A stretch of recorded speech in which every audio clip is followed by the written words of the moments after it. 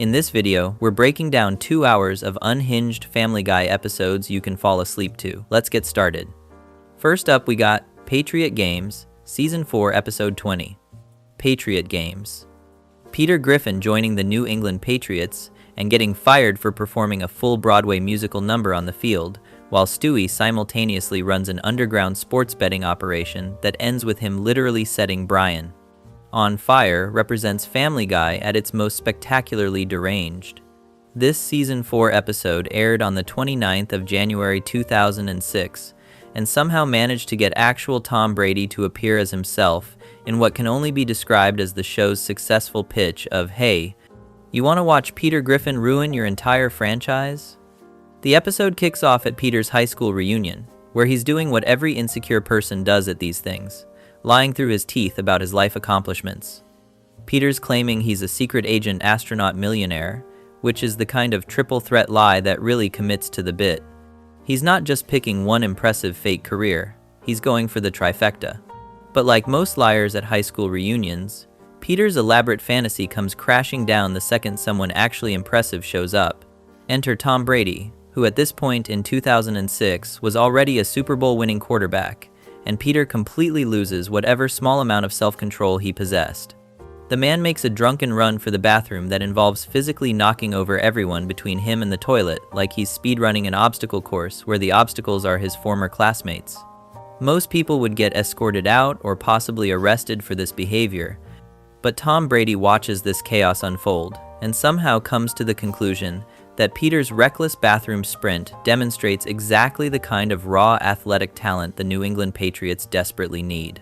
Brady gets Peter signed to the Patriots as their starting center, which raises approximately 1 million questions about how NFL contracts and tryouts work. But Family Guy has never been particularly concerned with things like logical progression or basic reality. Peter's now living the dream. He's an actual NFL player. The Griffins are enjoying the perks of professional sports money, and everything seems great until you remember this is Peter Griffin we're talking about, so obviously he's going to find a way to ruin it. And ruin it he does, but in the most Peter way possible. After scoring touchdowns, Peter starts showboating more and more elaborately, which in the NFL is already frowned upon, but Peter takes it to levels that would make Terrell Owens tell him to maybe tone it down a bit. The showboating escalates until Peter scores yet another touchdown and decides the appropriate celebration is to lead the entire stadium, and we're talking thousands of people here, in a full production of a grand musical. Peter literally choreographs and conducts a Broadway-style performance with the audience as his ensemble cast, complete with what we can assume were previously rehearsed dance moves and harmonies. The Patriots organization watches this unfold and makes the extremely reasonable decision that Peter's more interested in being the star of his own theatrical production than actually playing football. He gets fired for excessive showboating, which in Peter's case involved transforming a professional sporting event into a musical theater showcase. Most players get cut for poor performance or attitude problems, but Peter managed to get fired for essentially directing and starring in his own halftime show that nobody asked for.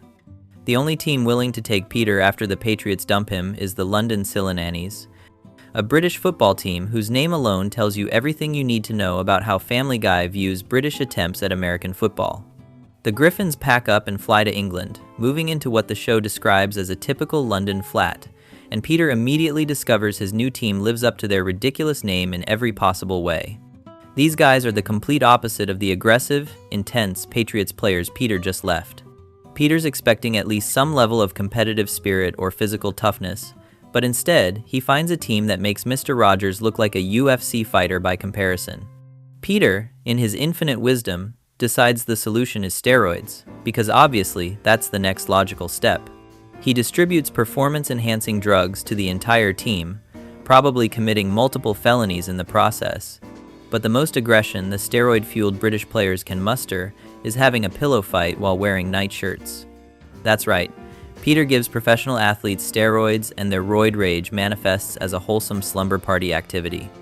This is the kind of delightfully stupid subversion that makes Family Guy work when it's firing on all cylinders. You expect the steroids to turn them into monsters, but instead they're just enthusiastically bonking each other with pillows and vintage sleepwear. Peter stages a game between the Sillinannies and the Patriots, which seems like setting up a massacre, and that's exactly what happens. When the game actually begins, Peter's team takes one look at the Patriots bearing down on them and makes the entirely sensible decision to just run away. The entire team abandons Peter on the field, leaving him to face the New England Patriots completely alone. Peter attempts to actually play, showing either incredible courage or catastrophic stupidity, probably both. But one person versus an entire NFL team goes exactly how you'd expect. Peter gets absolutely demolished, overwhelmed and defeated so thoroughly that it's almost impressive he survived. But here's where Tom Brady shows up to deliver what might be the only genuinely nice moment in this entire chaotic episode. He compliments Peter on having the nerve to stand up to the Patriots alone. It's a small gesture of respect after Peter's complete humiliation, which is about as close to a heartwarming ending as you're going to get in an episode this unhinged. But we haven't even talked about the B-plot yet, which somehow manages to be even more deranged than Peter's NFL disaster. While all this football chaos is happening, Stewie decides to become a sports bookie, because apparently running an illegal gambling operation is just a normal side hustle for a baby. Brian makes a $50 bet on Mike Tyson to beat Carol Channing in celebrity boxing, which is already an absurd premise. Carol Channing, the legendary Broadway actress known for Hello Dolly, stepping into a boxing ring against Mike Tyson. Brian loses this bet because apparently in the Family Guy universe, Carol Channing can beat Mike Tyson in a boxing match, and now he owes Stewie $50. Here's where things escalate from weird to genuinely disturbing. Brian procrastinates on paying the debt, treating it like it's no big deal, and Stewie responds by savagely beating him in the bathroom. We're not talking about cartoon violence where characters bounce back immediately. The show makes it clear this is a brutal assault over $50. Brian still doesn't pay up after this bathroom beating, which shows either remarkable stubbornness or incredibly poor judgment when dealing with someone who's already demonstrated their willingness to use violence over debts. Brian tries to avoid Stewie by disguising himself with a fake mustache, which is the kind of plan that might work in a Looney Tunes cartoon but has zero chance of success in reality. Stewie sees through this paper-thin disguise immediately and escalates the violence to genuinely shocking levels. He pushes Brian down the stairs, which is already pretty severe, then beats him with even more force than before, then shoots him in both legs, and then sets him on fire. Let me repeat that. Stewie shoots Brian in both legs and sets him on fire over a $50 gambling debt. The show presents this as comedy, watching a baby systematically torture a dog with gunfire and arson because of an unpaid bet on celebrity boxing. This is Family Guy embracing absolute chaos and violence for the sake of dark comedy, pushing boundaries in a way that makes you simultaneously laugh and question what you're watching. Brian finally goes to the bank and settles the debt, presumably after receiving medical treatment for the gunshot wounds and third-degree burns, though the show doesn't dwell on these practical concerns. On the plane to England, Stewie offers Brian one free revenge shot to make things even, which is interesting because it suggests Stewie has some sense that maybe shooting and immolating your friend over $50 might have been excessive. Brian, showing he's learned something about psychological warfare, doesn't immediately take the free shot. Instead, he leaves Stewie in complete suspense about when the revenge will come, turning the tables on his tormentor. Stewie becomes increasingly paranoid, waiting for Brian's retaliation, his anxiety building until he reaches a breaking point and starts beating himself up in an attempt to satisfy Brian's revenge requirement before Brian can actually deliver it. It's a fascinating psychological breakdown where Stewie's fear of the unknown punishment becomes worse than any actual revenge Brian could deliver. The episode ends with its final punchline. After all of Stewie's paranoia and self-inflicted violence, Brian casually pushes Stewie in front of a moving London bus. It's presented as almost an afterthought, Brian's revenge delivered with minimal fanfare after Stewie worked himself into a frenzy, anticipating it. The casual nature of attempted vehicular murder as the closing gag is quintessential. Family Guy, violence delivered with a shrug, characters surviving things that should absolutely kill them, and the show moving on without dwelling on consequences. What makes Patriot Games stand out in Family Guy's catalog of unhinged episodes is how it balances two completely separate storylines that are both independently insane. Peter's plot involves real-life Tom Brady, the actual New England Patriots, international travel, steroid distribution, and a man playing professional football against an entire team by himself. Stewie's plot involves illegal gambling, systematic torture, arson, and attempted murder over $50. Most shows would struggle to make one of these plots work, but Family Guy throws both at you simultaneously and somehow makes it feel natural within the show's established logic. The episode also showcases Family Guy's commitment to following bad ideas to their absolute conclusion. Peter doesn't just showboat a little slash, he directs a full musical production. Stewie doesn't just rough Brian up, he shoots and sets him on fire. The London Sillinannies aren't just bad at football, they literally run away from the game entirely. Every concept gets pushed to its most extreme execution, which creates comedy through sheer absurdity and excess. The show's not interested in subtle humor or realistic consequences. It wants to see how far it can push each scenario before it breaks, and Patriot Games finds that breaking point and then keeps going anyway. The episode aired during Season 4, which many fans consider Family Guy's creative peak after being brought back from cancellation. The show had something to prove, ratings were climbing, and the writers seemed willing to try anything. Getting Tom Brady to appear as himself was a legitimate coup for an animated comedy that was still rebuilding its audience. The fact that Brady agreed to appear in an episode where Peter Griffin joins and then gets fired from the Patriots for performing musical theater on the field shows the kind of cultural cash Family Guy was building. Real celebrities were willing to be part of the show's increasingly chaotic universe, lending credibility to even its most ridiculous storylines. Patriot Games works because it understands what makes Family Guy appealing to its audience. Watching characters do absolutely unhinged things with minimal consequences, while the show maintains its aggressively irreverent tone. Peter's NFL career lasts exactly long enough to set up the musical number joke and the London disaster. Stewie's sports betting operation exists purely to justify torturing Brian in increasingly creative ways. Neither plot pretends to be grounded in reality or concerned with lasting character development.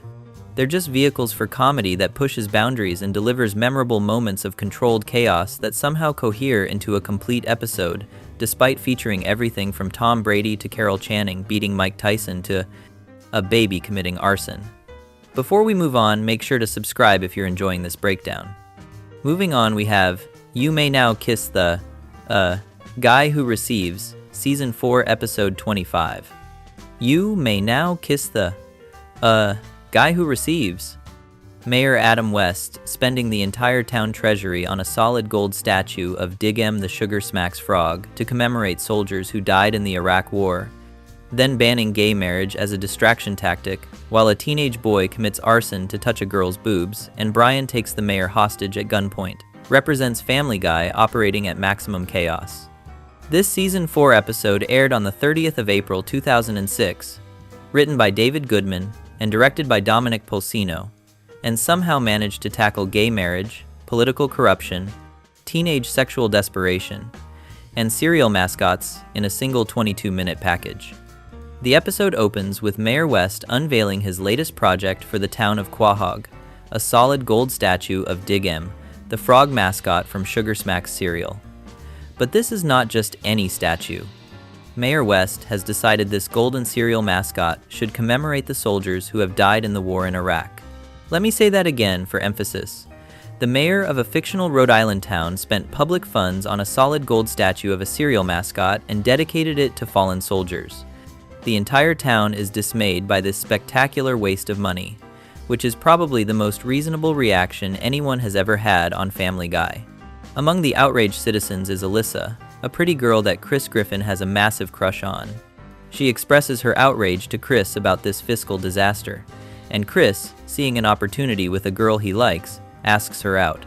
Alyssa invites him to her Young Republicans meeting, which tells you everything you need to know about her political leanings and sets up one of the episode's darker subplots. Meanwhile, Brian's gay cousin Jasper arrives for a visit and announces he is marrying his partner Ricardo. The Griffin family is genuinely excited for them, showing support for the upcoming wedding. Brian, being the progressive voice of reason he usually tries to be, offers the Griffin house as the wedding venue. This is when things start getting uncomfortable. Lois begins to feel uneasy about the whole situation. The show does not hide or sugarcoat her discomfort. Lois, who is generally portrayed as the stable, reasonable parent, is struggling with her views on gay marriage, which adds an interesting layer of conflict because it comes from someone we expect to be supportive. Mayor West, who is now facing growing outrage from the entire town for spending the complete treasury on a golden cereal frog statue, makes a calculated political move that is both brilliant and terrible. He bans gay marriage to distract everyone from the Diggum fiasco. And here is where the episode gets darkly satirical. His distraction tactic works perfectly. The town completely forgets about the waste of public funds and redirects all their attention to arguing about gay marriage. It is a cynical commentary on how politicians manipulate public attention away from their corruption by creating cultural wedge issues, and Family Guy presents it with zero subtlety. Mayor West is not even pretending he has moral or religious reasons for the ban. He is explicitly using gay marriage as a distraction tool, and the town falls for it completely. Jasper is heartbroken by this sudden ban that has destroyed his wedding plans, and Brian decides he needs to fight back. Brian starts going around town gathering signatures on a petition supporting gay marriage, doing the grassroots activism thing that idealistic characters do when they want to create change. This is Brian at his most earnest. He genuinely cares about his cousin's happiness and believes in the cause. But this is Family Guy, so earnest activism is about to crash headfirst into teenage hormones and political corruption. Alyssa, the girl from the Young Republicans meeting, makes Chris an offer that perfectly captures how the show views political manipulation and teenage desperation. She tells Chris that if he destroys Brian's petition, she will let him touch her boobs. That is the deal on the table. Commit arson against a civil rights petition in exchange for brief breast contact. Chris is a teenage boy with raging hormones and a huge crush on this girl, so he is operating on pure teenage logic where the opportunity to touch boobs overrides literally everything else, including his family's interests and basic morality. Meanwhile, Lois is still struggling with her position on gay marriage and refuses to sign Brian's petition when he asks her. This creates tension in the Griffin household, with Brian fighting for his cousin's rights while his own family is divided on the issue. Chris follows through on his deal with Alyssa and burns the petition. The show does not make this a difficult moral decision for Chris or give him a moment of hesitation. He just does it because a pretty girl promised him something he wants. Brian's hard work gathering signatures goes up in flames because of teenage sexual desperation, which is both darkly funny and somewhat depressing. But Brian, showing more dedication than anyone expected, stays up the entire night gathering another 10,000 signatures. That is 10,000 individual people he had to find, convince, and get to sign his petition all over again after Chris destroyed the first one. The show does not dwell on how exhausting this would be, but gathering 10,000 signatures in one night is actually an insane achievement that would require Brian to get roughly 400 signatures per hour if he worked for a full 24 hours straight. Brian finally presents his new petition with 10,000 signatures to Mayor West, feeling like he has accomplished something meaningful and gathered undeniable proof of public support for gay marriage. Mayor West looks at this petition, representing Brian's sleepless night of activism and 10,000 citizens of Quahog expressing their views, and he tosses it out of the window, just throws it away like it is garbage. All that work, all those signatures, all that democratic participation, CMN, gone in one casual gesture that demonstrates exactly how much Mayor West cares about what the citizens actually want.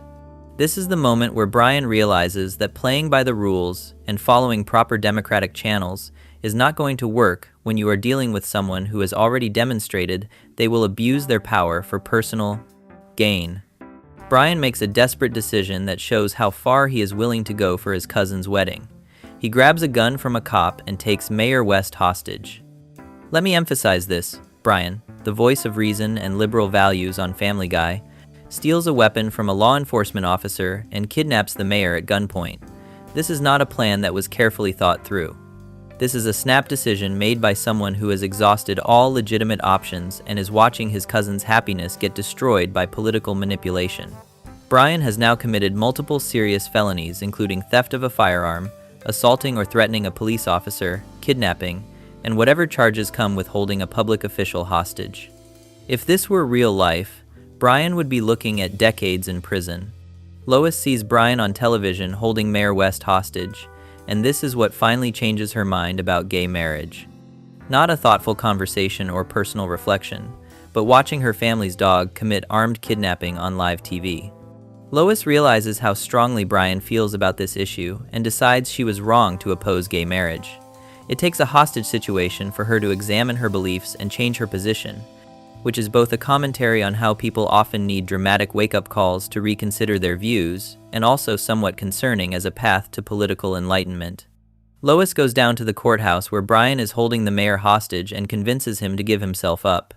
She has to talk him down from his armed standoff, which is not typically how family sitcom episodes resolve their conflicts. Here is where Mayor West's cynical political manipulation comes full circle. Since Brian kidnapping him has successfully distracted everyone from the Diggum statue fiasco, the mayor tears up the gay marriage ban. His goal was always just distraction, not actual opposition to gay marriage based on any principle. The ban served its purpose by redirecting public attention from his corruption, and now that Brian's hostage situation has provided an even bigger distraction, he can reverse the ban without anyone focusing on the original problem of the golden cereal frog statue purchased with the entire town treasury. Mayor West never faces consequences for his corruption. The statue presumably still exists, the money is still gone, and he just moves on to whatever his next scheme will be. Jasper and Ricardo get to have their wedding after all, which is the happy ending the episode was building toward, but they only get it because Brian committed multiple felonies and the mayor is a shameless opportunist. The episode is unhinged because it treats serious political issues, gay marriage rights, government corruption, political manipulation, civil rights activism, with the same casual chaos that Family Guy applies to everything else.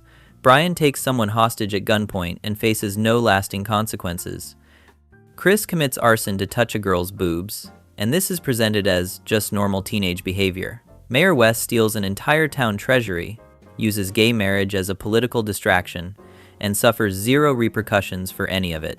Lois opposes gay marriage until she sees her dog on television threatening someone's life, then immediately reverses her position. The episode moves through all these events with the same energy it would apply to a cutaway gag about a celebrity from the 1970s. What makes this episode particularly notable in Family Guy's catalog is that it aired in April 2006, when gay marriage was still illegal in most of the United States and was a genuinely controversial political issue. The show was not tackling this topic in some distant future when attitudes had shifted.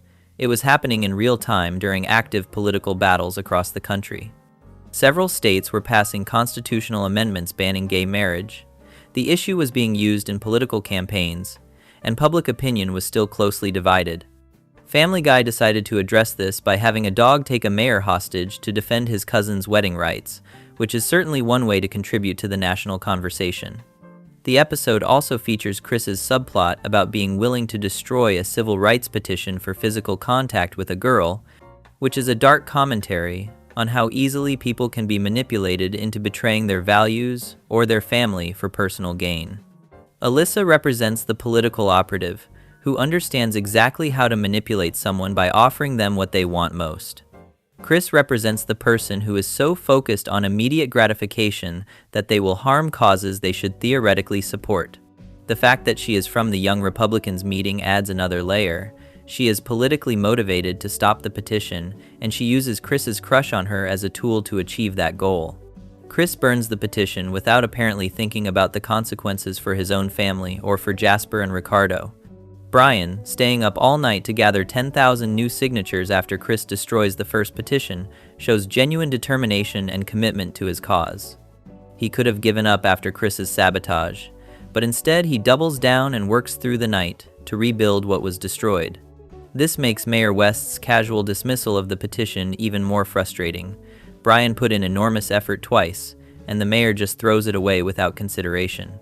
This is what drives Brian to the extreme action of taking a hostage, the feeling that legitimate channels have been completely closed off and dramatic action is the only option left. The resolution where Mayor West tears up the gay marriage ban because Brian's kidnapping provided a convenient distraction is perfect cynical satire. The mayor never actually changes his mind or learns anything. He just recognizes that the news cycle has moved on from his corruption to Brian's crimes, so he can reverse the ban without drawing attention back to the statue. Jasper and Ricardo get their wedding, but only because the political system is broken and easily manipulated, rather than because justice or democracy prevailed. The episode ends with what looks like a happy ending, The couple gets married, Brian presumably does not go to prison for armed kidnapping, Lois has evolved her views on gay marriage, but the underlying systems that created the problem remain completely unchanged. Mayor West is still the mayor despite stealing the entire treasury. The golden Dig-Em statue presumably still stands somewhere in Quahog as a monument to government waste. Chris never faces consequences for committing arson against a civil rights petition. Alyssa successfully manipulated Chris into betraying his family's interests and presumably faced no repercussions. The episode presents all of this chaos as just another day in the Griffin family's life, moving on to the next adventure without dwelling on the serious crimes that were committed or the systemic corruption that was exposed. This is Family Guy at its most unhinged because it takes serious subject matter and filters it through absolute chaos while somehow still making points about political manipulation, teenage desperation, family values, and civil rights. The show refuses to treat anything with the gravity you might expect, maintaining its irreverent tone even when discussing topics that matter deeply to real people. Brian's willingness to commit felonies for his cousin's happiness is both ridiculous and strangely touching. Mayor West's shameless corruption is both frustrating and darkly comic. Chris's betrayal for the promise of physical contact is both understandable teenage behavior and a commentary on how easily people can be manipulated. The episode juggles all these elements while maintaining the show's signature chaotic energy, creating something that is simultaneously offensive, thoughtful, stupid, and memorable. Before we move on, make sure to subscribe if you're enjoying this breakdown. Moving on to Model Misbehavior, Season 4, Episode 10. Model Misbehavior. Lois Griffin, pursuing her teenage dream of becoming a model while simultaneously getting addicted to diet pills as her baby runs a pyramid scheme that exploits a dog with intestinal worms, represents Family Guy's commitment to making Fallinger getting in the Fively dog, every storyline as dysfunctional as possible. This Season 4 episode aired on the 24th of July, 2005, written by Steve Callahan and directed by Sarah Frost, and manages to cover midlife crises, pharmaceutical abuse, kidnapping, pyramid schemes, and ends with Peter and Lois having sex on her father's back because apparently that is a normal way to resolve family conflicts. The episode starts during a visit with Lois's parents, Carter and Barbara Pewterschmidt, where Lois recalls her teenage aspirations to become a model. This is not just a passing memory. This was apparently a serious dream that Lois had as a young woman that never got fulfilled. Her father, Carter, being the controlling, wealthy patriarch that he is, did not want his daughter pursuing a modeling career, which makes sense because Carter seems opposed to Lois doing anything that might give her independence or personal fulfillment outside of being Mrs. Peter Griffin. But Lois decides that in her 40s, with 3 kids and a husband who regularly causes citywide disasters, now is the perfect time to finally pursue that modeling dream she abandoned decades ago. Lois begins modeling in defiance of her father's wishes, which is already a significant character moment because Lois usually tries to maintain peace with her wealthy parents despite their constant judgment of her life choices. She is actively rebelling against Carter's authority, choosing her own desires over his approval. And here is where things get interesting. Lois becomes very successful at modeling.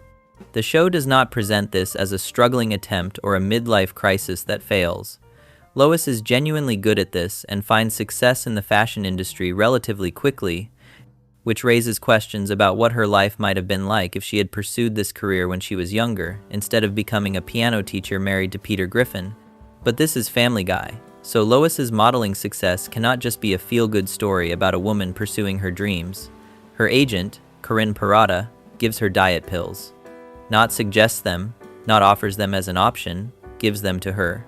The fashion industry's toxic relationship with weight and body image gets the Family Guy treatment, where instead of being subtle about the pressure model's face, the show just has an agent directly distribute what are presumably appetite suppressants or stimulants to keep Lois thin enough for the industry standards.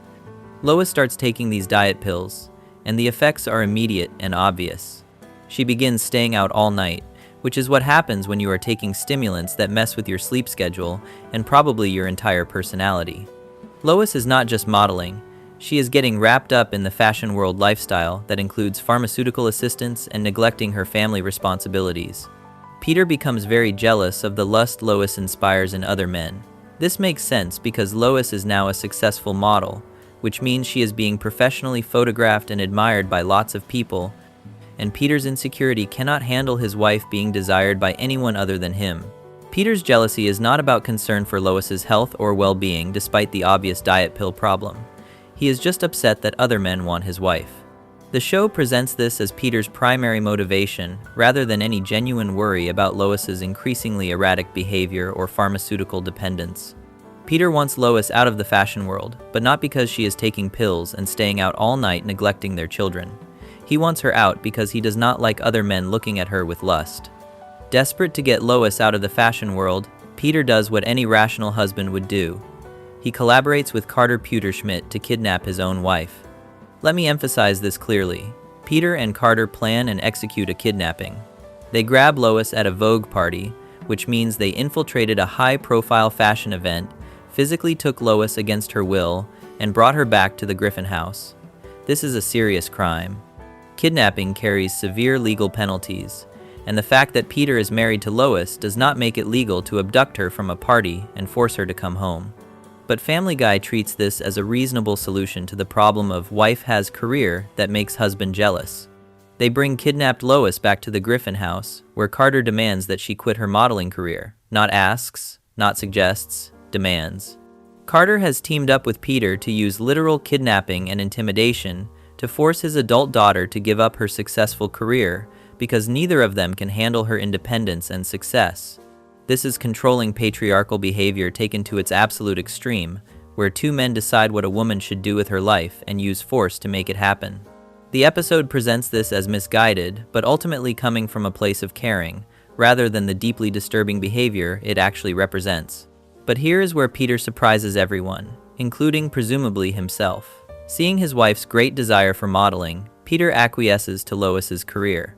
He has an actual character growth moment where he recognizes that his jealousy and control issues are less important than Lois's happiness and fulfillment. Peter insists to Carter that it is Lois's right to pursue modeling if that is what she wants to do. This is Peter standing up to Carter Pewterschmidt, one of the richest and most powerful men in their universe, and defending his wife's autonomy and choices. It is genuinely one of Peter's better moments as a husband, where he puts aside his own insecurity and supports Lois even though it makes him uncomfortable. Lois, realizing that she indeed has the full freedom to fulfill her wishes now that Peter is supporting her, makes an unexpected decision. She quits the modeling career anyway. The episode does not clearly explain her reasoning, but the implication seems to be that once she knew she had genuine freedom to choose and her husband's support, the need to prove something to herself or rebel against her father's control was satisfied. Or maybe she recognized that the diet pills and staying out all night was not sustainable or healthy. Or perhaps she realized that modeling was the dream of her teenage self and not necessarily what she wanted as an adult with a family. The show leaves her motivation somewhat ambiguous, just presenting her decision to quit after fighting so hard for the right to continue. And then, because this is Family Guy and nothing can end without being deeply weird, Peter and Lois have sex on Carter's back. Carter is apparently present during this decision, gets involved in the emotional resolution, and then serves as furniture for his daughter and son-in-law's sexual celebration. This is presented as the happy ending to the episode. Lois has resolved her modeling career crisis, Peter has overcome his jealousy and supported his wife's choices, and they celebrate by having intercourse on top of Lois's father. The show treats this as a quirky punchline rather than the deeply disturbing family dynamic it represents. Meanwhile, Stewie has launched a pyramid scheme business called Cash Dollar Cam, which is spelled with a dollar sign in place of the S because Stewie wants to make it absolutely clear this is about money. The name itself is not even hiding what the business is. It has scam right there in the title. Stewie is running an illegal pyramid scheme operation, which is a form of fraud where people are recruited to invest money with promises of returns that come from recruiting more people rather than from any legitimate business activity. Pyramid schemes are illegal in the United States and most countries because they are inherently fraudulent and mathematically guaranteed to collapse, leaving most participants with losses. Brian discovers he has worms, which is a genuine medical problem that dogs can get from various sources, including contaminated food, water, or contact with infected animals or feces. Intestinal parasites in dogs require veterinary treatment and medication to eliminate, Brian needs medication to treat his worm infestation, but he cannot afford it. This raises interesting questions about Brian's financial situation. He lives in the Griffin household rent-free, does not appear to have a regular job, and apparently has no money of his own to handle basic medical expenses. But instead of asking Peter for the money to buy the medication he needs, Brian is too embarrassed to request financial help. Brian's embarrassment about asking Peter for money is understandable given their dynamic.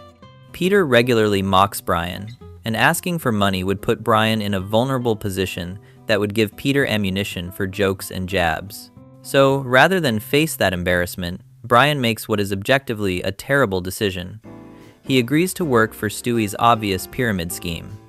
Brian, who is supposed to be the educated, rational character in the Griffin household, looks at a business literally called Cash Dollar Cam, run by a baby, and decides this is a better option than asking his friend for money to treat intestinal parasites. Brian works for Stewie's pyramid scheme, which means he is participating in illegal fraud, recruiting people to invest in a scam operation, and helping Stewie perpetrate what is fundamentally theft disguised as business opportunity. The episode does not show us specifically what Brian's role is, but working for a pyramid scheme typically involves recruiting new members, taking their money, and making promises about returns that cannot be fulfilled.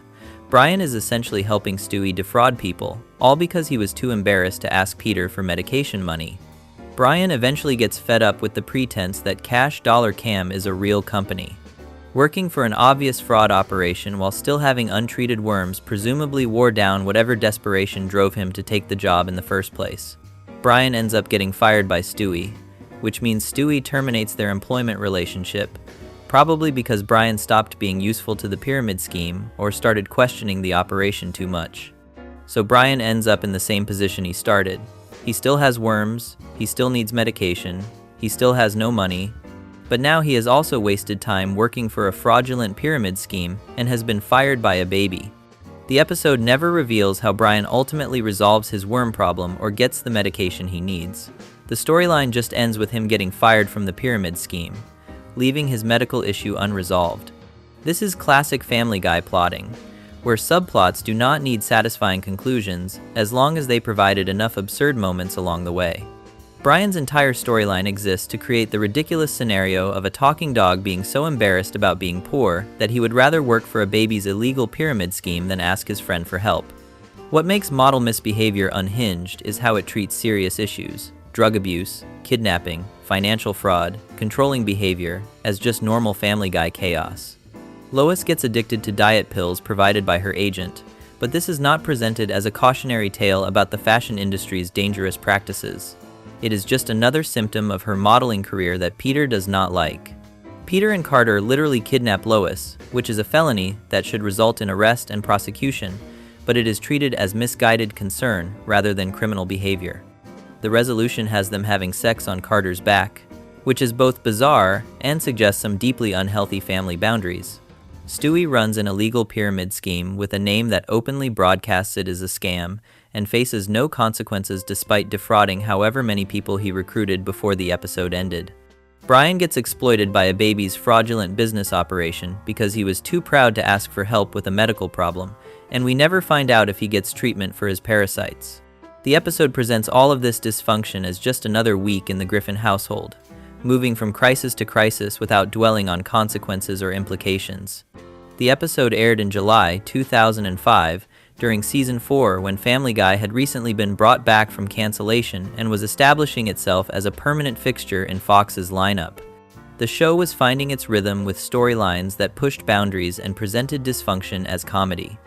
Model misbehavior exemplifies this approach.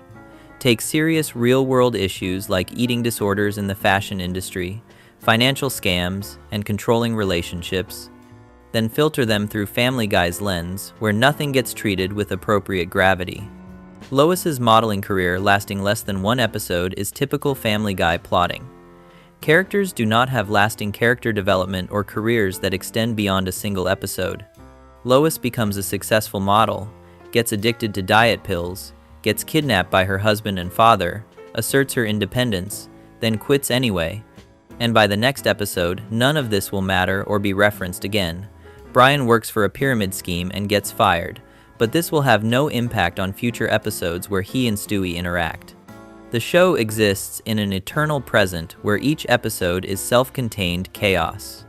The Carter and Peter team up to kidnap Lois is particularly notable because these two men usually clash due to Carter's contempt for Peter and Peter's resentment of Carter's wealth and judgment. But they find common ground in their shared desire to control Lois and remove her from a situation where she is independent and successful. It is a dark commentary on how men from different backgrounds can unite around controlling women, though the show does not dwell on this implication. They just present it as an absurd plot development that leads to Peter's eventual growth moment where he supports Lois's choice. Peter's character growth in this episode is real but temporary. He overcomes his jealousy and insecurity to support his wife's right to choose her own career, standing up to his intimidating father-in-law in the process. This is Peter at his best, putting Lois's happiness above his own comfort. But Family Guy resets character development between episodes, so Peter will be jealous and insecure again in future episodes without reference to this growth moment. The show is not interested in permanent character evolution, just in creating interesting dynamics for individual episodes. The sex on Carter's back ending is quintessential. Family Guy. Take an emotional resolution and add something so bizarre and inappropriate that it undercuts any genuine sentiment. Peter and Lois have worked through their conflict. Peter has defended her autonomy, Lois has made her choice, and they celebrate with public sex using her father as furniture. It is shocking and uncomfortable and funny and disturbing all at once, which is exactly the tonal balance Family Guy aims for when it is operating at peak chaos. Before we move on, make sure to subscribe if you're enjoying this breakdown. Moving on to Steroids, Season 7, Episode 13. Steroids. Stewie Griffin, getting beaten up by a baby girl at a backyard party, then taking steroids that turn him into a muscular tyrant before his skin becomes so loose and flabby he can glide like a flying squirrel, while simultaneously Chris Griffin gets popular by dating the school's mean girl, only to destroy his social status by cheating on her and getting exposed for dancing like Buffalo Bill from The Silence of the Lambs represents Family Guy, operating at maximum dysfunction. This Season 7 episode aired on the 26th of April 2009, written by Alex Sulkin and directed by Jerry Langford, and somehow manages to cover child steroid abuse, domestic violence between toddlers, teenage infidelity, and body horror, all in 22 minutes. The episode begins during a backyard party at the Swansons' house, which seems like a normal neighborhood gathering until Stewie gets into a fight with Joe's baby daughter Susie. Let me emphasize this setup. Two babies, both probably around 1 year old based on their inability to speak in full sentences, get into a physical altercation at what should be a peaceful suburban party. Stewie has been established as an unusually violent and aggressive baby throughout the series, so him getting into a fight is not particularly surprising. What is surprising is that Susie beats him up. Thoroughly. Completely. A baby girl defeats Stewie in combat, which is humiliating for someone who has built his entire personality around being superior to everyone around him. Peter witnesses his son getting beaten up by Joe's daughter, and is ashamed by this fact. Not concerned, not worried about why babies are fighting, ashamed. Peter's specific issue is that his own son got beaten up by a girl, which reveals Peter's deeply sexist worldview, where losing to a female is somehow more shambling than just losing a fight in general. The fact that both combatants are literal infants who should not be fighting at all does not factor into Peter's thinking. He is focused entirely on the gender dynamic and what this says about Stewie's masculinity, because apparently babies need to demonstrate proper masculine toughness according to Peter's parenting philosophy. Peter decides the solution is to take Stewie to the Quahog boxing gym to learn how to be a man. This is Peter's response to his baby son losing a fight to another baby. Formal boxing training to instill masculinity. The entire premise is absurd because Stewie is a toddler who should be learning basic motor skills and language development, not combat techniques to restore his masculine honor. But Peter is convinced that Stewie needs to toughen up and learn to fight properly, so off to the boxing gym they go. At the Quahog boxing gym, one of the instructors gives Peter steroids to give to Stewie. Let me repeat that clearly so the severity sinks in. A gym instructor provides anabolic steroids to be administered to a baby. This instructor looks at Peter holding a toddler and makes the decision that what this child needs is performance-enhancing drugs designed for adult bodybuilders and athletes. Peter accepts these steroids without apparent hesitation or concern about giving dangerous pharmaceutical substances to his infant son. The show presents this as just another day in Quahog, rather than child abuse that would result in criminal charges, custody loss, and the gym instructor facing serious prison time for distributing controlled substances to be used on a minor. Stewie takes the steroids and becomes incredibly buff and macho as a result. His entire body transforms from a normal baby physique into an impossibly muscular form that would make professional bodybuilders jealous. The steroids work faster than any real performance-enhancing drugs could possibly function, giving Stewie massive muscle growth in what appears to be days, or perhaps even hours. His personality changes along with his body, becoming more aggressive, dominant, and masculine in stereotypical ways. The steroids do not just affect his muscles, they transform his entire demeanor and behavior patterns.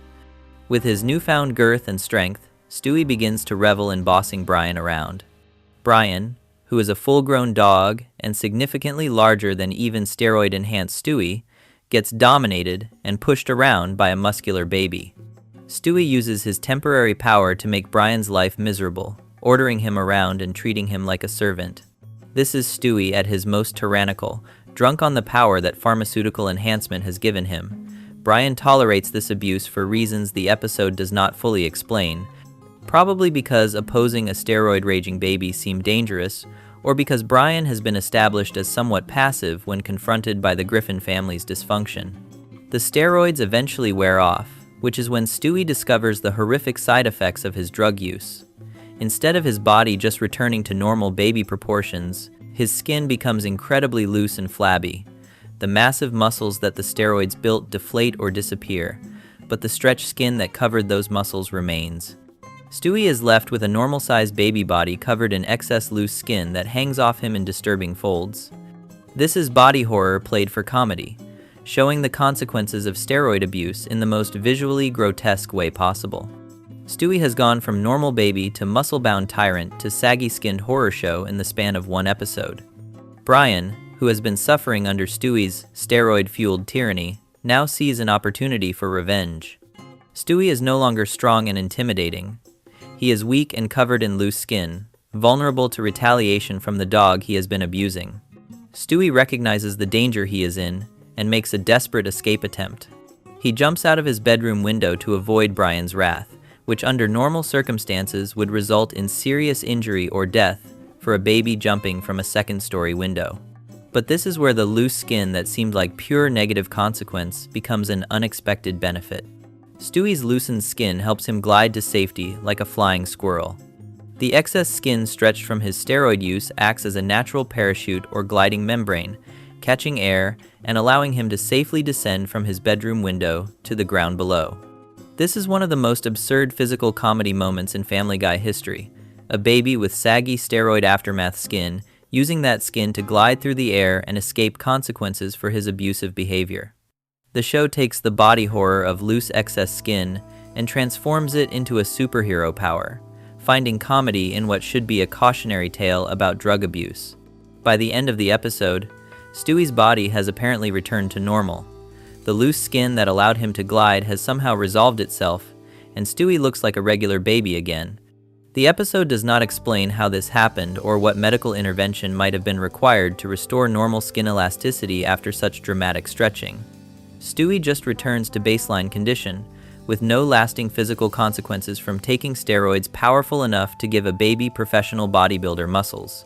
The show resets his character to default status for future episodes, with the steroid storyline having no permanent impact. Meanwhile, Chris Griffin is experiencing his own unhinged storyline involving social manipulation, teenage romance, and public humiliation. Connie D'Amico, who has been established as the most popular girl at James Woods Regional High School, has hooked up with and broken up with every popular boy in school. She has exhausted her dating options among her social peers, having been through relationships with all the high-status boys available. This presents Connie with a problem.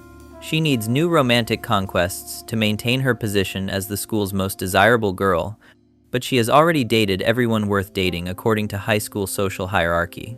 Connie solves this problem by going out with Chris Griffin with a specific calculated intent. Her plan is to date Chris, use her popularity to make him popular by association, and then break up with him once he achieves social status. This is social engineering as romantic strategy. Connie is not interested in Chris as a person or attracted to him in any genuine way. She views him as a project. Take an unpopular boy, transform him into someone socially relevant through the power of her attention, then dump him once the transformation is complete. It is manipulation disguised as dating, using romance as a tool to demonstrate her power over the school's social structure. Chris and Connie start going out, and something unexpected happens that disrupts Connie's calculated plan. Chris honestly falls in love with Connie, showing genuine emotional attachment and affection that goes beyond the shallow hookup culture Connie is used to. Every other boy Connie has dated treated the relationship as a status, opportunity, or a chance to be with the hot, popular girl. But Chris develops real feelings. He is sincere in his affection, treating Connie like someone he genuinely cares about rather than a social accessory or conquest.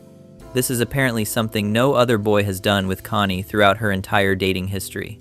Every previous relationship has been shallow and transactional, but Chris brings actual emotional honesty. Connie, confronted with someone who genuinely loves her rather than just wanting to be associated with her popularity, makes an unexpected decision. She decides to stay with Chris instead of following through with her original plan to dump him. Connie discovers that being actually loved feels different than being desired for social status reasons, and she chooses to continue the relationship. This should be a sweet moment of character growth where the popular mean girl finds something real, but this is Family Guy, and nothing stays wholesome for long.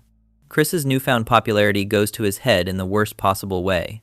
Being associated with Connie D'Amico elevates Chris from nobody status to someone socially relevant at James Woods Regional High School. Other students acknowledge him, girls pay attention to him, and Chris experiences what it feels like to be popular for the first time in his life. Instead of appreciating what he has with Connie or staying humble about his elevated status, Chris lets the popularity corrupt him completely. He starts cheating on Connie, pursuing other girls now that his association with the most popular girl in school has made him desirable to other students. Chris cheating on Connie represents a complete betrayal of the genuine love that made her want to stay with him in the first place. He takes the gift she gave him, popularity, social status, recognition, and uses it to hurt her by pursuing other girls. Connie, who stayed with Chris specifically because he was different from other boys and loved her honestly, discovers he is exactly like everyone else once given power and status. The one boy who seemed genuine turns out to be just as shallow and self-serving as all the others when given the opportunity. Connie's popularity takes a hit from Chris's cheating. In high school, social dynamics, being cheated on can damage social status, especially for someone whose entire position is based on being the most desirable girl in school. If Chris Griffin, who was nobody before Connie dated him, is cheating on her with other girls, it undermines her status as the ultimate romantic prize. Connie becomes unpopular, losing the social position she has maintained throughout high school because the boy she chose to love betrayed her publicly. Connie decides to get revenge by teaming up with Meg Griffin, Chris's sister. This is a significant alliance because Meg is even less popular than Chris was before dating Connie, and Connie had presumably ignored or mocked Meg for years as part of maintaining her own high status. But shared anger at Chris creates a partnership between the former Queen Bee and the school's biggest loser. Adding to Chris's betrayals, he did not invite Meg to a party at their own house. Chris is hosting a party at the Griffin residence and specifically excluded his sister from attending, which is both cruel and logistically weird since Meg lives there and would presumably be home during the party. Connie and Meg collaborate on a revenge plan that targets Chris's newfound popularity directly. They create and publicly show a video of Chris dancing like Buffalo Bill from The Silence of the Lambs. For those unfamiliar with the reference, Buffalo Bill is the serial killer antagonist from the film, who has a deeply disturbing scene where he dances naked while wearing makeup and tucking his genitals between his legs, saying, "I'd fuck me." It is one of the most infamous and uncomfortable scenes in thriller cinema, memorable specifically because of how disturbing and transgressive it is. The fact that Connie and Meg have video footage of Chris recreating this dance means either they secretly filmed him doing this in private, or Chris willingly performed this dance at some point and they acquired the footage. Either scenario raises questions. If Chris was doing this dance privately and they filmed him without consent, that is a serious invasion of privacy. If Chris performed this willingly and they kept the footage for potential use, that shows remarkable foresight in planning revenge. The episode does not explain how they obtained this video, just that they have it and choose to show it publicly to their classmates. The video destroys Chris's popularity immediately and completely. High school students watching Chris imitate one of cinema's most disturbing serial killer moments tanks his social status faster than it rose. Being associated with Connie made him popular, but being publicly shown dancing, like Buffalo Bill, makes him a pariah. The students who accepted him because he dated Connie now reject him because he was caught on video doing something deeply weird and uncomfortable. Chris goes from nobody to popular to social outcast in the span of one episode, experiencing the complete arc of high school social mobility. Chris makes up for his behavior to Meg through an unusual method. Instead of apologizing for excluding her from the party, or for being a terrible brother, or acknowledging that his cheating hurt both Connie and Meg, Chris makes amends by vividly describing how wonderful it felt to be popular. He shares with Meg what the experience of popularity was like, the attention, the recognition, the feeling of mattering in the school's social structure. This is presented as adequate compensation for Chris's behavior. Meg, who has never experienced popularity, and probably never will based on how Family Guy treats her character, gets to vicariously understand what it felt like through Chris's detailed description. What makes Steroid particularly unhinged is how it treats serious issues with casual absurdity. Steroid abuse in children is a real problem with serious health consequences, including stunted growth, liver damage, cardiovascular problems, and psychological effects. The episode presents this as comedy, where a baby gets huge muscles, becomes a tyrant, then gets saggy skin that lets him fly. There are no lasting consequences, no intervention from Child Protective Services, and no one faces legal repercussions for giving controlled substances to an infant. The Chris storyline treats teenage infidelity and revenge porn, because publicly sharing humiliating private video footage is essentially what Connie and Meg do, as standard high school drama. Chris cheats on the one girl who genuinely loved him, she loses her social status because of his betrayal, they expose him using embarrassing private footage, and the resolution is Chris describing how nice popularity felt. Nobody learns meaningful lessons, nobody changes their behavior permanently, and the social dynamics return to normal, with Connie presumably back to her popular status and Chris back to being forgettable. The episode aired in April 2009, during Season 7 when Family Guy was fully established in its post-cancellation renaissance. The show had found its rhythm of pushing boundaries and presenting dysfunction as entertainment. Steroid exemplifies this approach.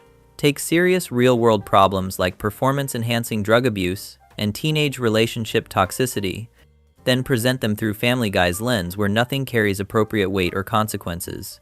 The Steroid storyline includes actual body horror when Stewie's skin becomes loose and flabby, creating genuinely disturbing imagery of a baby covered in saggy excess skin.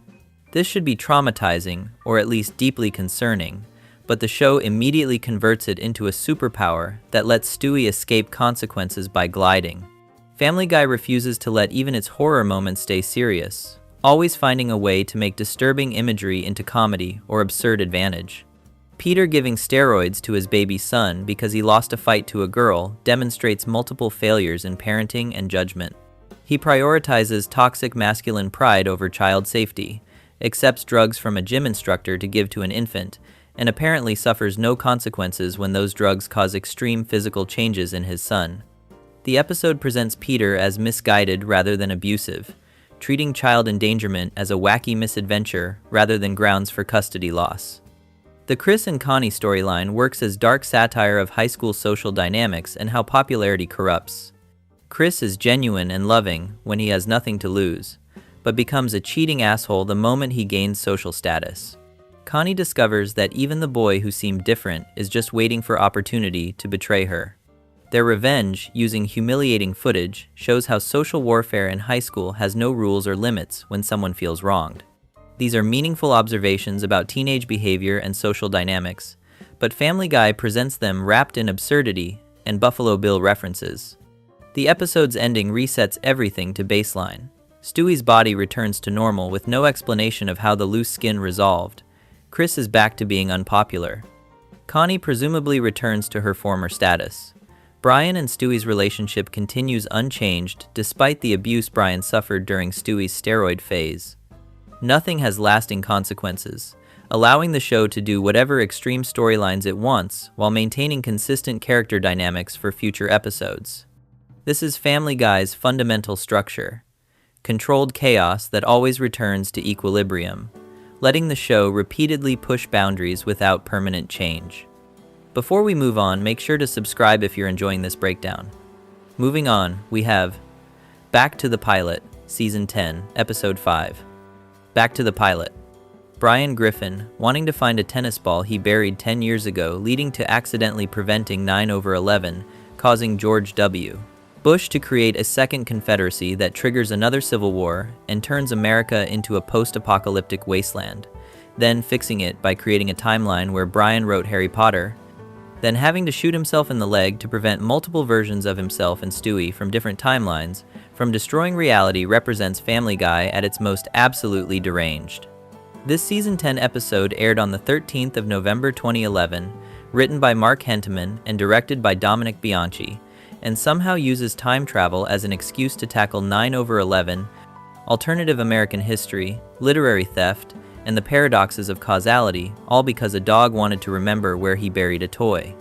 The episode begins with Brian showing off an old tennis ball he found, which seems like an innocent enough setup, until you remember this is Family Guy and nothing stays innocent for long. Brian wishes he could find another tennis ball that he buried 10 years previously, which is a very dog thing to care about.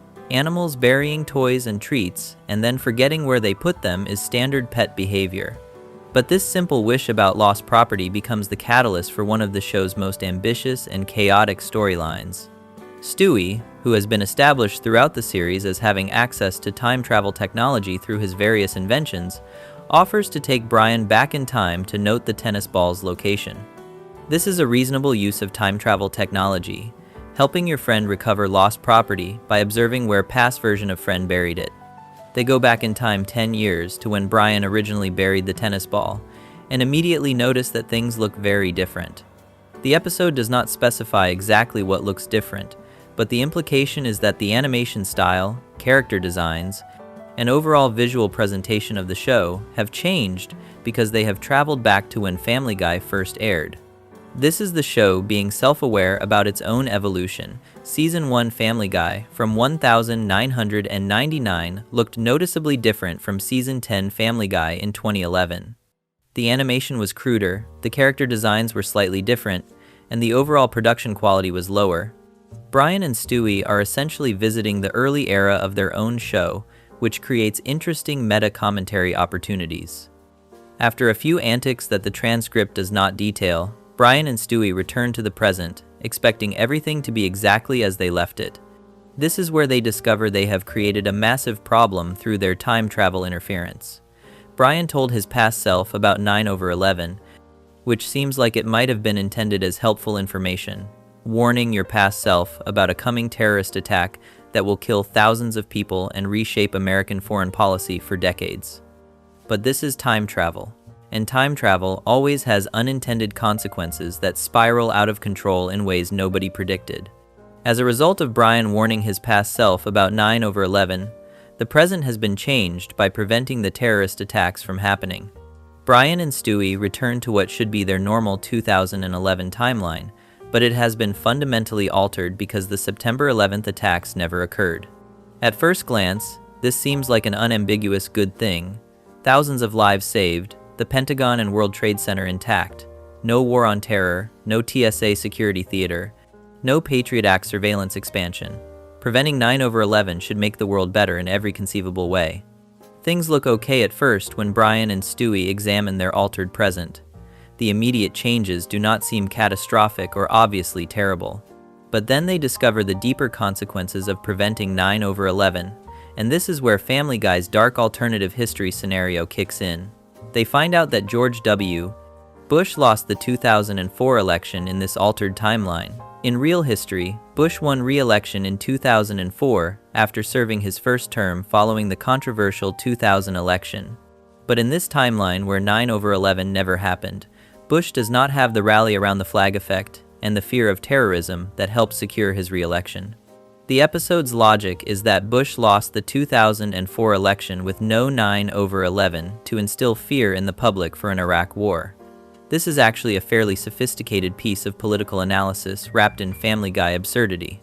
In real history, the 9/11 attacks created a climate of fear and patriotic unity that Bush leveraged for his foreign policy agenda, including the invasion of Iraq in 2003. His campaign in 2004 heavily emphasized national security and the war on terror.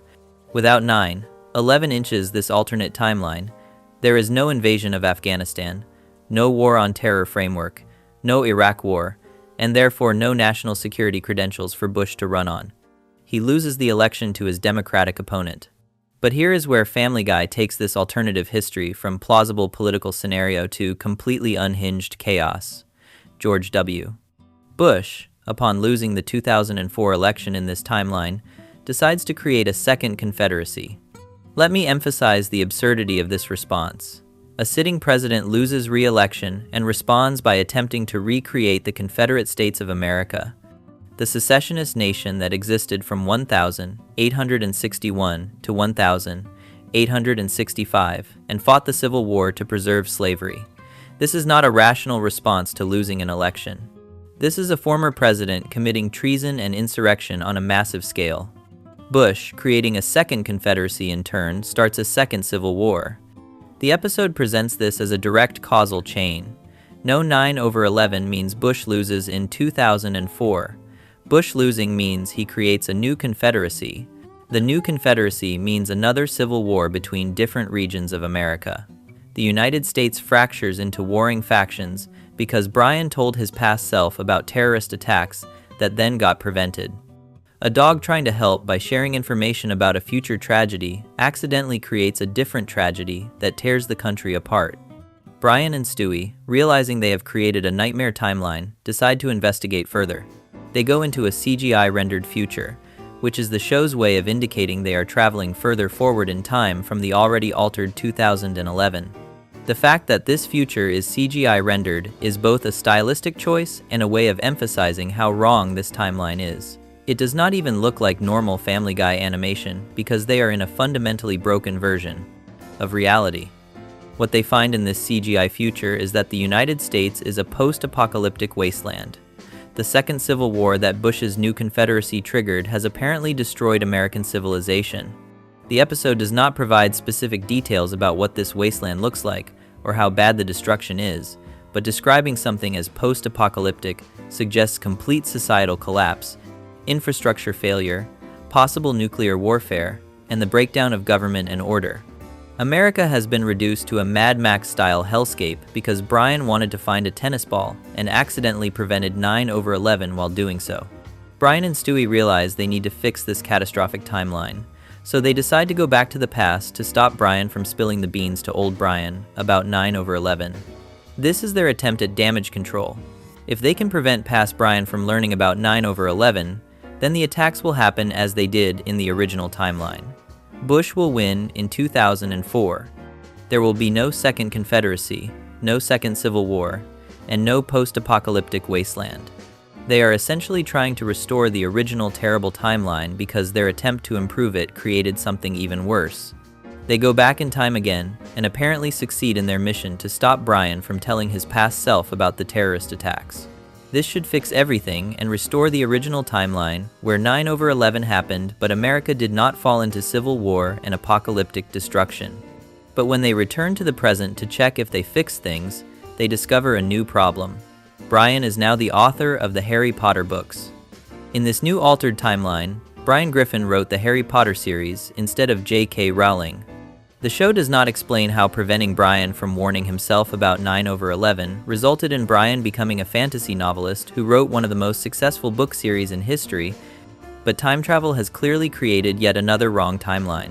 Brian being the author of Harry Potter is presented as another problem that needs fixing, which is interesting because becoming the incredibly wealthy and famous author of a beloved 7-book series seems like a good outcome for Brian personally.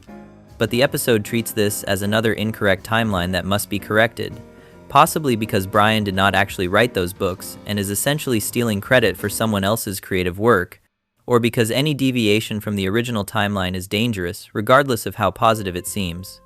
They go back in time again to try fixing this new problem, attempting yet another intervention in past events to create the correct timeline. But this is when things escalate from complicated to absolutely chaotic. Brian and Stewie find themselves confronted by multiple Brians and Stewies from different futures. Each pair of Brian and Stewie represents a different timeline or a different attempt to fix the timeline, and they have all converged on the same point in time. The episode has created a scenario where numerous versions of the same characters from various alternative futures are all trying to fix their respective timeline problems simultaneously. They all start arguing, which is what happens when you have multiple versions of the same people with conflicting goals and different information about what needs to be fixed. Each Brian and Stewie pair probably believes they have the right solution and the correct understanding of what went wrong. The arguing multiple versions of yourself scenario is a classic science fiction setup, and Family Guy uses it for chaos rather than philosophical exploration. The scene is probably multiple Brians yelling at each other while multiple Stewies try to assert intellectual superiority over their alternative selves. The main Stewie, the one we have been following throughout the episode, yells at all the other versions of themselves to get back into their individual return pads and go back to their original time periods immediately. Stewie takes command of the situation, asserting authority over all his alternative selves and demanding they stop interfering and return to their respective timelines. The return pads are apparently the time travel devices that each pair of Brian and Stewie use to arrive at this point in history. By ordering everyone back to their return pads, Stewie is trying to reduce the number of interfering time travelers and prevent further timeline corruption. After the alternative Brians and Stewies have left, returning to their various timelines, the original Stewie makes one final intervention.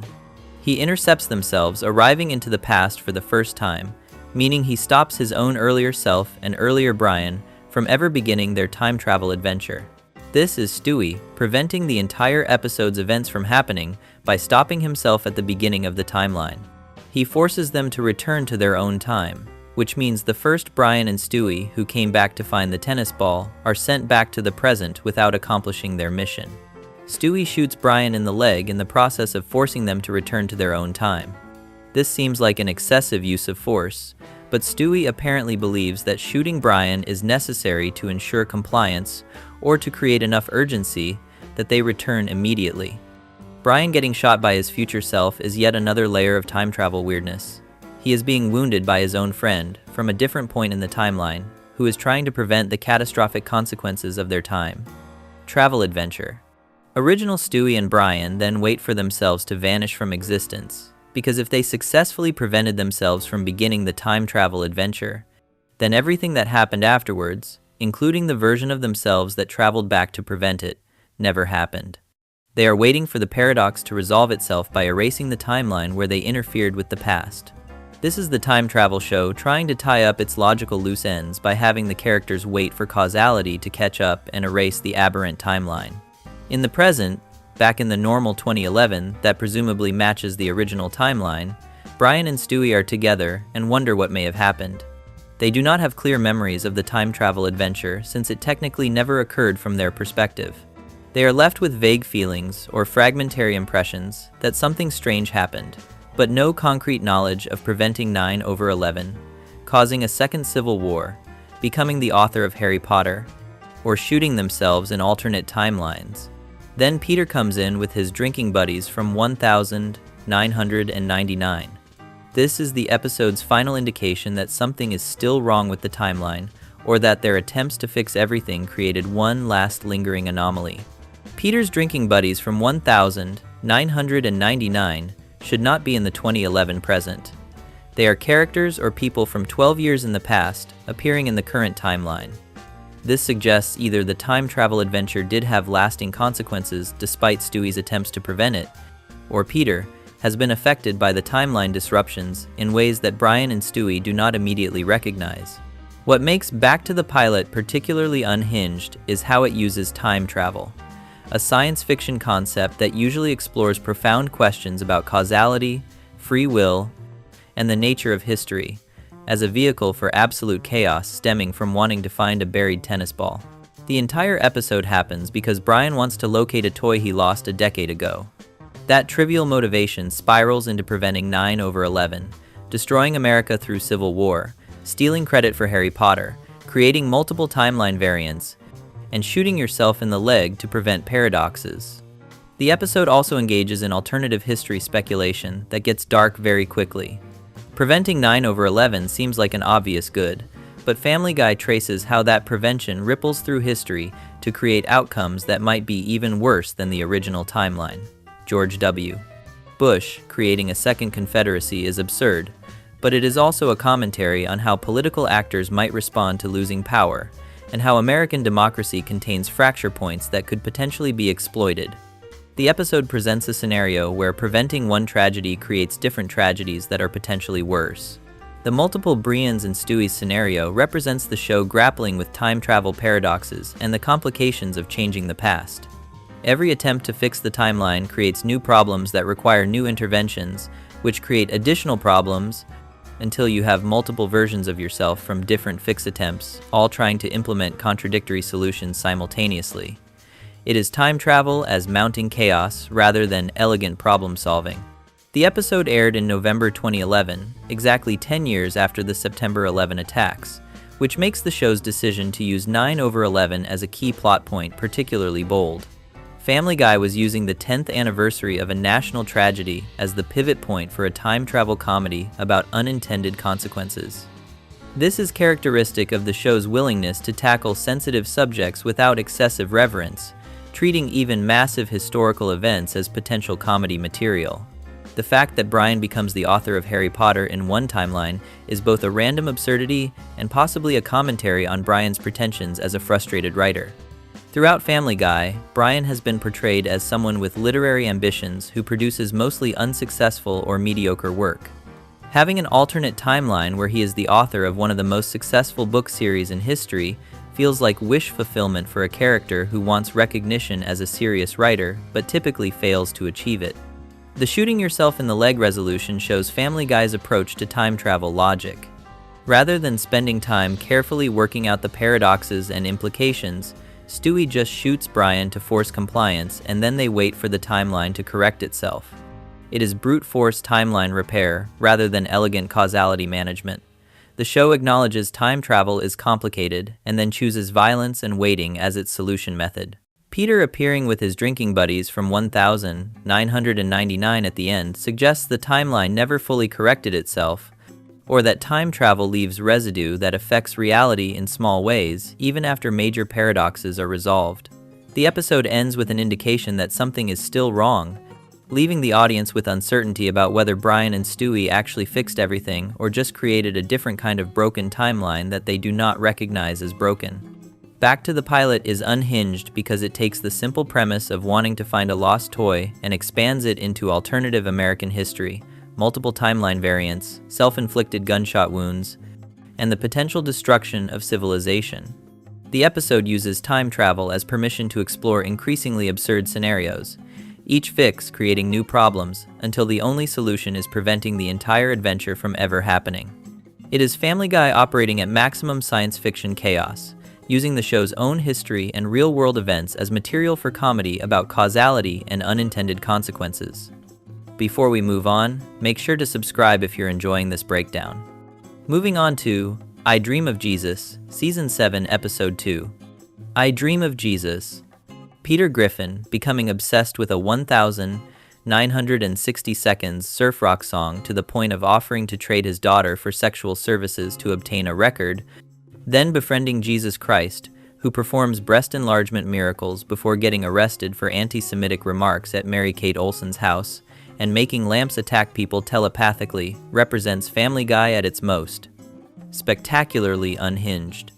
This Season 7 episode aired on the 5th of October 2008, written by Brian Scully and directed by Mike Kim, and somehow manages to cover religious satire, celebrity culture, criticism, parental neglect, property destruction, and the lasting cultural impact of novelty songs from the early 1,960 seconds. The episode begins while the Griffin family is dining at the Nifty 50s Diner, which is a 1,950 seconds themed restaurant designed to recreate the aesthetic and atmosphere of that decade. These theme restaurants attempt to transport customers to a different era through period-appropriate decor, music, and sometimes even staff uniforms. Peter hears his favorite song playing on the jukebox, Surfin' Bird by the Trashmen. For those unfamiliar, Surfin' Bird is a 1963 novelty rock song that became famous for its repetitive, absurd lyrics and energetic delivery. The song combines two earlier songs and is mostly Peter repeating variations of the phrase about the bird being the word, creating something that is simultaneously catchy and intensely annoying, depending on your tolerance for repetition. One of the restaurant employees notices the song playing and removes the record from the jukebox. The employee's reasoning is that Surfin' Bird is a 1,960-second song and therefore would not exist in the 1,950 seconds. So having it in a 1,950 seconds themed establishment breaks the historical accuracy the restaurant is trying to maintain. This is actually a reasonable quality control measure. If your entire business concept is recreating a specific decade, including music from the following decade undermines that concept. The employee is doing their job properly by maintaining thematic consistency. Peter, devastated that his favorite song has been removed, makes an offer that crosses every possible line of acceptable parental behavior. He offers to trade Meg for sex in exchange for getting the record. Let me emphasize what Peter just proposed. He attempted to prostitute his teenage daughter to a restaurant employee in exchange for a vinyl record of a novelty song. This is human trafficking, child sexual abuse, and criminal solicitation all wrapped into one horrific offer. The employee presumably declines this illegal proposal, but Peter somehow obtains the record anyway, suggesting either he found another method or the employee accepted through means the episode does not detail. Peter brings the Surfin' Bird record home and begins driving everyone crazy by endlessly playing and singing to it. This is not occasional listening or even frequent playing. Peter becomes completely obsessed with this one song, to the point where he plays it constantly and sings along every time. The repetitive nature of Surfin' Bird makes this particularly maddening for everyone forced to hear it. The song is already built on repetition, and Peter is adding additional layers of repetition by playing it over and over while singing along. The Griffin household becomes an endless loop of the same novelty song, which is psychological torture for everyone except Peter. Peter's obsession escalates beyond just annoying his family at home. He squanders the family savings to make a public service announcement where he can sing Surfin' Bird on television. Public service announcements are supposed to educate the public about important issues or safety concerns, but Peter uses the format purely as a vehicle to broadcast his song obsession to a wider audience. The fact that he spends the family's savings on this vanity project shows how completely his judgment has been compromised by his fixation. That money presumably represented the Griffin's financial security, emergency funds, or savings for future needs, and Peter spent it all to sing a novelty song on TV.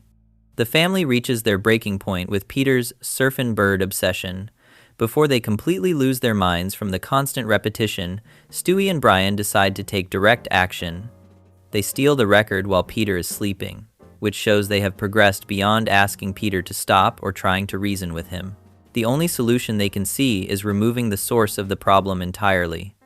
But Stewie and Brian do not just hide the record or take it away temporarily, they smash it, destroying it completely in a manner similar to the printer destruction scene from Office Space. This is permanent elimination of the problem, ensuring Peter cannot simply retrieve the record and resume his obsessive playing.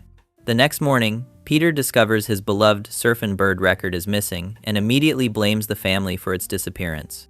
He is correct to blame the family since Stewie and Brian are the culprits, though he does not know specifically who took it or that they destroyed it rather than just hiding it. Peter's reaction to the missing record demonstrates how unhealthy his attachment to this song has become. He is accusing his family of theft over a record he has been using to torture them for days or weeks. Peter goes out in an attempt to buy another copy of Surfin' Bird to replace his destroyed record. He visits a store called Dead Format Records, which is a shop specializing in obsolete media formats like vinyl records, cassettes, and probably 8 tracks. These specialty stores serve collectors and enthusiasts who prefer physical media or seek recordings not available in modern digital formats. The clerk at Dead Format Records tells Peter something devastating. They have sold all 63 copies of Surfin' Bird at once, to a dog and a baby. The clerk has just described Stewie and stops of Brian, who apparently came to this store and bought every available copy to ensure Peter could not replace his destroyed record. This is remarkably thorough sabotage, showing Stewie and Brian were serious about ending Peter's obsession permanently. Peter notices something unusual about the clerk. He looks familiar. Peter examines the clerk more closely and ultimately realizes this employee at a dead media format store is Jesus Christ. Not someone who looks like traditional depictions of Jesus or someone claiming to be Jesus, but according to the episode's reality, this is actually the Son of God working retail in Quahog. This is already an absurd setup, but it gets better when Jesus explains his situation. Jesus explains that he comes to Earth every century or so to unwind. He is taking regular breaks from heaven or his divine responsibilities to relax in the mortal world, treating Earth as a vacation destination he visits periodically. Jesus also mentions that he must try to keep a low profile during these visits, which explains why he is working a normal job at a record store rather than revealing himself as the Messiah. The goal is to have a relaxing time experiencing human life without the complications that would come from everyone knowing his identity. Peter, being Peter, immediately encourages Jesus to socialize rather than keeping the low profile Jesus specifically said he was trying to maintain. Peter invites Jesus over for dinner with his family, completely disregarding Jesus' stated intention to stay hidden. Jesus accepts the invitation, and when he arrives at the Griffin house for dinner, the family quickly recognizes him as the Messiah after he performs miracles. The first miracle is turning vegetables into ice cream, which is a waste of divine power miracle that solves the problem of children not wanting to eat their vegetables by transforming healthy food into dessert. The second miracle is making Lois's breasts become gigantic, which is Jesus using his divine power to perform cosmetic surgery without consent. Lois apparently does not object to this sudden breast enlargement, and the family takes these miracles as proof that their dinner guest is genuinely Jesus Christ. Jesus has such a great time with the Griffin family that he decides to make his second coming. This is an enormous theological decision. Jesus is choosing to reveal himself to the world and begin whatever apocalyptic events are associated with the return of the Messiah, all because he enjoyed dinner with Peter Griffin. The second coming of Christ is supposed to be a momentous event involving judgment, resurrection, and the end of the current world order. But in Family Guy, it happens because Jesus had fun hanging out with a dysfunctional family in Rhode Island. At first, nobody seems to notice Jesus, despite his decision to make his second coming. He is out in public as himself, presumably not hiding his identity anymore, but people are not recognizing him or reacting to his presence. This changes when Peter loses a dollar bill in the wind. The dollar blows away from Peter and lands in a public fountain, which is a minor financial loss that Peter apparently wants to recover. Jesus retrieves the dollar by walking on the surface of the water in front of everyone, performing one of his most famous biblical miracles in broad daylight with witnesses. The crowd is amazed by watching a man walk on water, which finally makes people realize that Jesus has returned. The word that Jesus has returned begins spreading rapidly once people witness his water-walking miracle. Jesus starts appearing on The Tonight Show and the MTV Music Video Awards, which represents him entering the celebrity culture circuit. The Tonight Show at the time this episode aired was hosted by Jay Leno and was one of the most watched late-night talk shows. The MTV Music Video Awards was an annual music industry event known for performances and celebrity appearances. Jesus is now doing the standard celebrity media tour, appearing on talk shows and award shows like any other famous person promoting their work or maintaining their public profile. Jesus becomes caught up in his newfound popularity and begins to neglect his friendship with Peter. The person who encouraged Jesus to socialize and invited him to dinner that kicked off this whole second coming is now being ignored as Jesus embraces celebrity culture. Jesus sends all Peter's cell phone calls to voicemail, which is the modern equivalent of refusing to speak to someone. Peter is calling Jesus, trying to maintain their friendship, but Jesus is screening his calls and not responding. Peter gets frustrated with being sent to voicemail and devises a workaround to get through to Jesus. He uses Lois's cell phone to call, presumably because Jesus does not recognize Lois's number and therefore might answer. Peter complains to Jesus about being ignored, pointing out how their friendship has deteriorated now that Jesus is famous. This is Peter experiencing what happens when someone you care about becomes a celebrity and no longer has time for the regular people who knew them before fame. Jesus' celebrity lifestyle takes a dark turn when he gets arrested after a drinking binge. Jesus has been partying hard enough to end up unconscious at Mary-Kate Olsen's house, which requires some explanation. Mary-Kate Olsen is one of the Olsen twins, former child stars who became fashion designers and public figures. She was in the tabloid news during this period, so her house appearing in a Family Guy episode about celebrity culture makes sense as satire. Jesus ending up unconscious at her house suggests he was at a celebrity party that went too far, mixing with famous people and engaging in the kind of excessive behavior that celebrity culture often enables. The arrest involves more than just public intoxication or trespassing. Jesus makes anti-Semitic comments, which is darkly ironic because Jesus was ethnically and religiously Jewish during his life on Earth. The show is satirizing celebrity meltdowns, where famous people say horrible things during arrests or public incidents, with this version featuring Jesus, SS, who should theoretically represent love and acceptance, SS, making bigoted statements about his own ethnic group. This is Family Guy at its most provocative, taking a controversial subject and pushing it to absurd extremes. Jesus asks Peter for bail money to get out of jail. Despite being the Son of God with divine power, Jesus apparently cannot or will not use miracles to free himself from incarceration, and needs Peter to provide the money for bail. Peter initially does not respond to Jesus' request, showing that Peter is still upset about being neglected and is not immediately willing to help. Jesus has to escalate his approach to get Peter's attention. Jesus makes a lamp in Peter's living room smash into Peter's head. This is Jesus using divine power to commit remote assault, controlling an inanimate object and using it as a weapon to physically strike Peter until he agrees to come to the police station. Peter only heads over to the police station after being attacked by furniture, which shows Jesus is willing to use violence to get what he wants from Peter. This is a twisted version of their friendship. Peter helped Jesus socialize and become famous.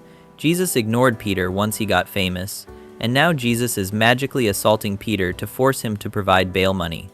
With Jesus now in disrepute after his arrest and anti-Semitic comments, the celebrity world has turned on him just as quickly as they embraced him. Jesus decides that maybe he was not mature enough to return to the world. This is Jesus recognizing that his second coming was premature and that he let celebrity culture corrupt him into behaving badly. He is admitting that he made a mistake by revealing himself and getting caught up in fame, and that perhaps he needs more time before he is ready to return to earth as the Messiah. Peter, despite everything that has happened, makes a supportive remark. He tells Jesus that the maturity of this statement might mean the day Jesus will be ready may not be too far off. Peter is suggesting that Jesus recognizing his own immaturity and need for growth is itself evidence of maturity, and that this self-awareness means Jesus might actually be closer to ready than he thinks.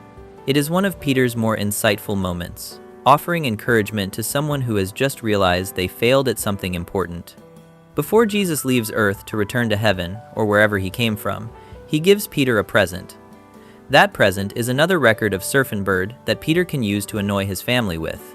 Jesus, despite everything, remembers what made Peter happy in the first place, and gives him back the thing that started this entire storyline.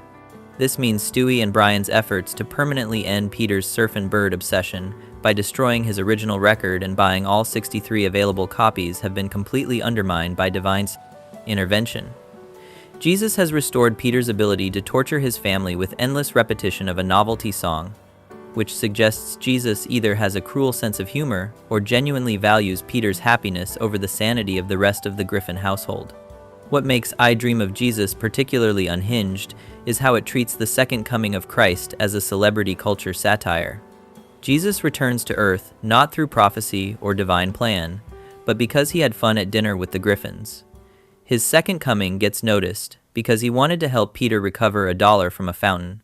He becomes famous by doing the standard celebrity media circuit, then gets arrested after partying too hard at Mary-Kate Olsen's house and making bigoted statements. The entire arc of Jesus' return, fame, corruption, arrest, and departure, happens because Peter found him working at a record store. The episode also satirizes how celebrity culture corrupts even supposedly incorruptible figures. Jesus starts with good intentions about keeping a low profile and unwinding, but once he gets a taste of fame and recognition, He abandons his friendship with Peter and embraces the celebrity lifestyle.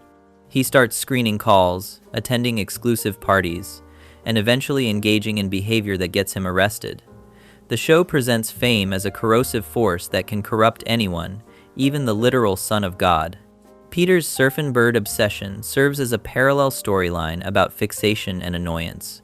Peter becomes so obsessed with one song that he destroys his family's finances and mental health to keep playing it. When the song is taken away, he immediately seeks to replace it, and when all copies are bought out, he accidentally discovers Jesus instead. The absurd quest to replace a novelty record leads to befriending the Messiah, which is classic Family Guy plotting where trivial motivations lead to enormous consequences. The episode aired in October 2008, during a period when celebrity culture and reality television were particularly dominant in American media.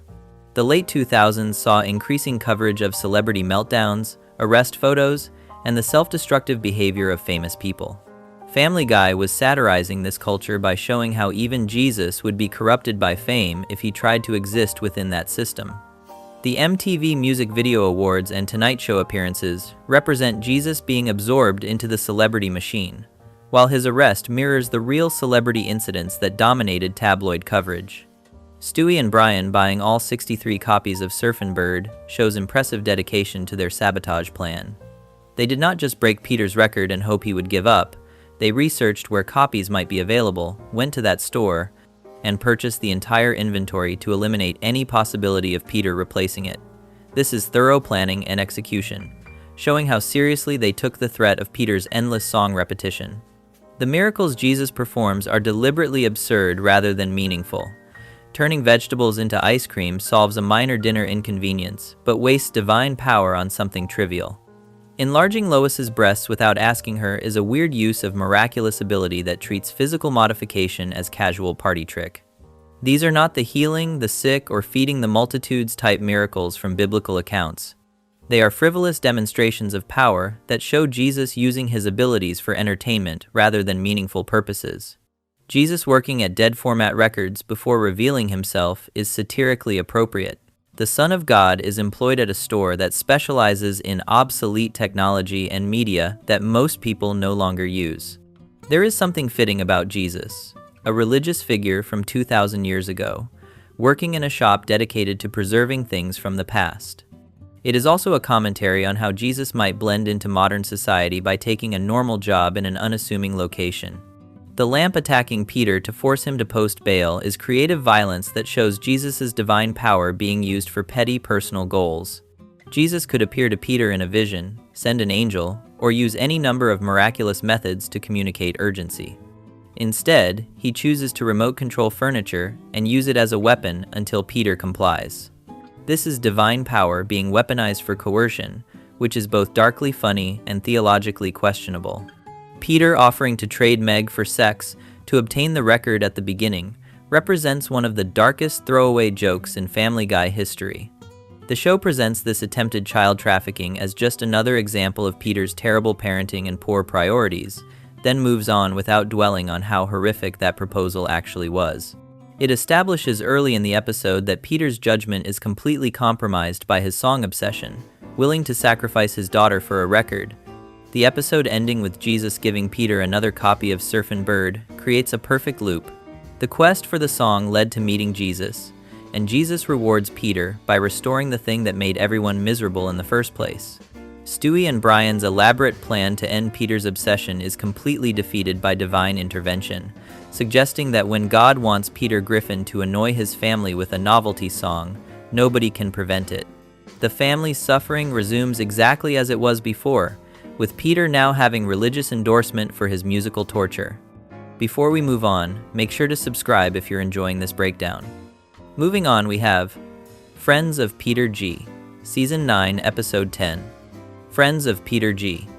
Peter Griffin and Brian causing a drunken scene at a movie theater, getting court-ordered to attend Alcoholics Anonymous, then encouraging recovering alcoholics to start drinking again before disguising an AA meeting as a church to fool a cop, leading to Peter dying in a car crash and being shown visions of himself as both an abusive drunk and an insufferable bore by the literal personification of death, who recommends moderation by throwing away half your beer represents family.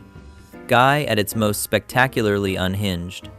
This Season 9 episode aired on the 13th of February 2011, written by Brian Scully and directed by John Holmquist, and somehow manages to tackle alcoholism, domestic abuse, mortality, and the concept of moderation, all while treating addiction recovery as something to actively sabotage for entertainment. The episode begins with Brian and Peter creating a drunken scene at the Quahog Cinema, which is the local movie theater in their town. The transcript does not specify exactly what kind of scene they caused, but it was disruptive enough and obviously alcohol-related enough that authorities got involved and legal consequences followed. This is not just getting asked to leave a theater for talking during the movie or being rowdy. This is causing enough of a disturbance while visibly intoxicated that it results in court intervention. Brian and Peter were presumably drunk enough that their behavior crossed the line from annoying moviegoers to actually breaking laws or theater policies in ways that triggered official response. As a result of their drunken cinema incident, Brian and Peter are required to attend a 12-step program to deal with their drinking problems. This is court-mandated treatment, meaning a judge has determined their alcohol consumption has reached the level where intervention is legally necessary. 12-step programs like Alcoholics Anonymous are structured recovery programs based on a series of principles and actions designed to help people overcome addiction. Being ordered to attend means Brian and Peter are not going voluntarily out of recognition they have a problem. They are being forced to participate as a consequence of their behavior. The legal system has decided their drinking is serious enough to require treatment rather than just fines or other penalties. Brian and Peter attend these 12-step meetings and are exposed to the stories of other attendees. In AA meetings, participants typically share their experiences with alcoholism, describing how alcohol affected their lives, the damage it caused, and their journey toward recovery. These stories are often deeply personal and painful, involving loss of relationships, jobs, health, dignity, and sometimes even stories of harm caused to others. The purpose of sharing these stories is to create connection, demonstrate the consequences of addiction, and provide mutual support among people dealing with similar struggles. Peter and Brian become depressed by being forced to listen to all of these stories about how alcohol affected the lives of the other attendees. Rather than finding these stories meaningful or using them as motivation for their own recovery, Peter and Brian find the meetings depressing and unpleasant. They are viewing the recovery process as something being done to them rather than something that might help them. The stories of genuine suffering and struggle that other participants are sharing are just making Peter and Brian feel worse, and instead of examining why these stories are affecting them or what that might mean about their own relationship with alcohol, they decide the problem is that the meetings are too depressing. Peter and Brian's solution to meetings being depressing is to liven things up by encouraging the other attendees to drink. Let me emphasize how dark and terrible this decision is. They are at meetings specifically designed to help people recover from alcohol addiction, surrounded by people who are struggling to stay sober and rebuild their lives after alcoholism destroyed them, and Peter and Brian decide to actively encourage these recovering alcoholics to start drinking again. This is sabotaging other people's recovery for their own entertainment. They are potentially triggering relapses in people who may have been sober for days, weeks, months, or years. The stories that depressed Peter and Brian demonstrated exactly how much damage alcohol has done to these people's lives, and Peter and Brian's response is to try getting them to drink again. The episode does not detail how Peter and Brian encourage the others to drink, but their efforts apparently have some success because a disturbance occurs that draws law enforcement attention. Joe Swanson, who is a police officer and Peter's neighbor, responds to a disturbance call at the community center where the AA meetings are being held. The fact that police are being called suggests whatever is happening has escalated beyond just people talking about drinking to actual disruption that concerns someone enough to contact authorities. Joe arriving on scene should mean Peter and Brian are about to face consequences for their sabotage of a recovery program. But Peter and Brian manage to avoid consequences through deception.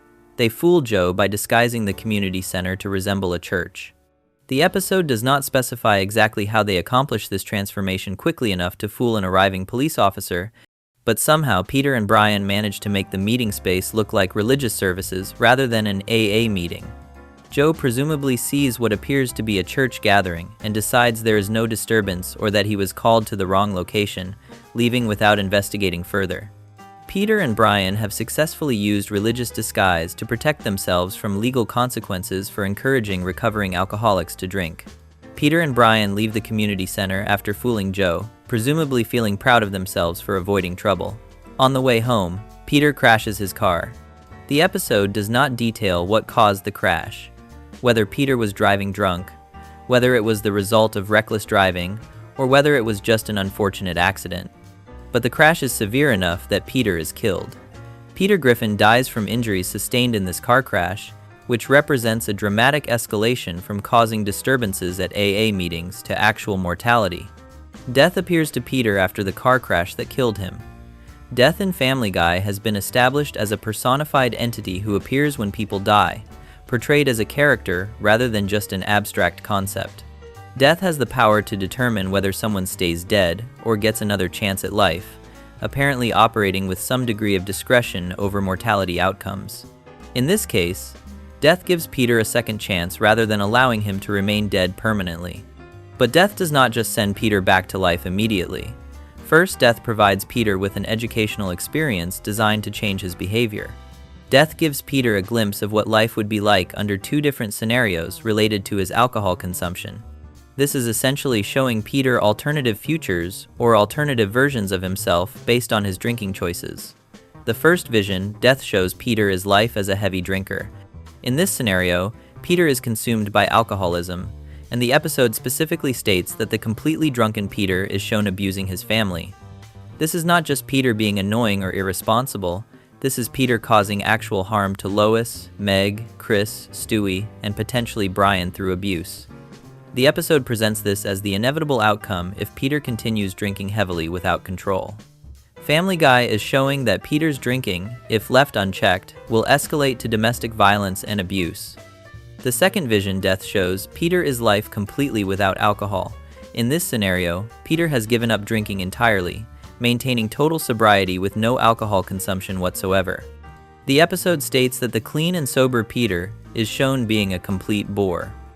Peter without any alcohol is apparently so uninteresting and tedious that life becomes joyless, not just for Peter himself, but presumably for everyone around him.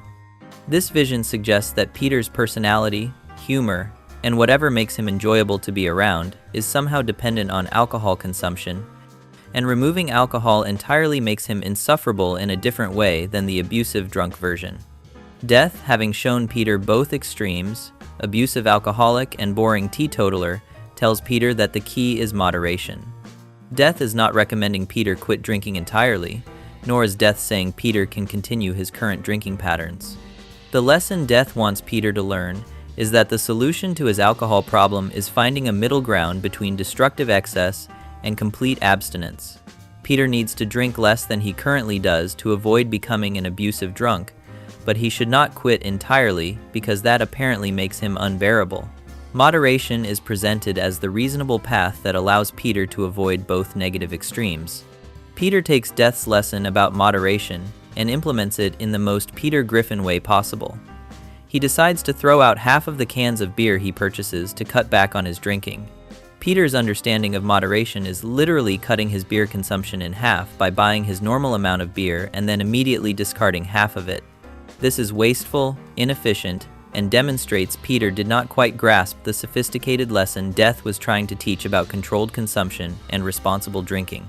Instead of buying less beer, learning to limit himself naturally, or developing actual moderation skills, Peter just throws away half his beer and considers the problem solved. It is a mechanical, absurd interpretation of moderation that technically reduces his consumption while completely missing the point about self-control and healthy drinking habits. What makes Friends of Peter G particularly unhinged is how it treats alcoholism and addiction recovery. The episode acknowledges that Brian and Peter have drinking problems serious enough to require court-mandated treatment, shows them other people whose lives have been destroyed by alcohol, and then has them respond by trying to get those recovering addicts to drink again. This is portrayed as comedy rather than the cruel sabotage it represents. Peter and Brian are not just failing at their own recovery, they are actively working against other people's recovery for their own amusement.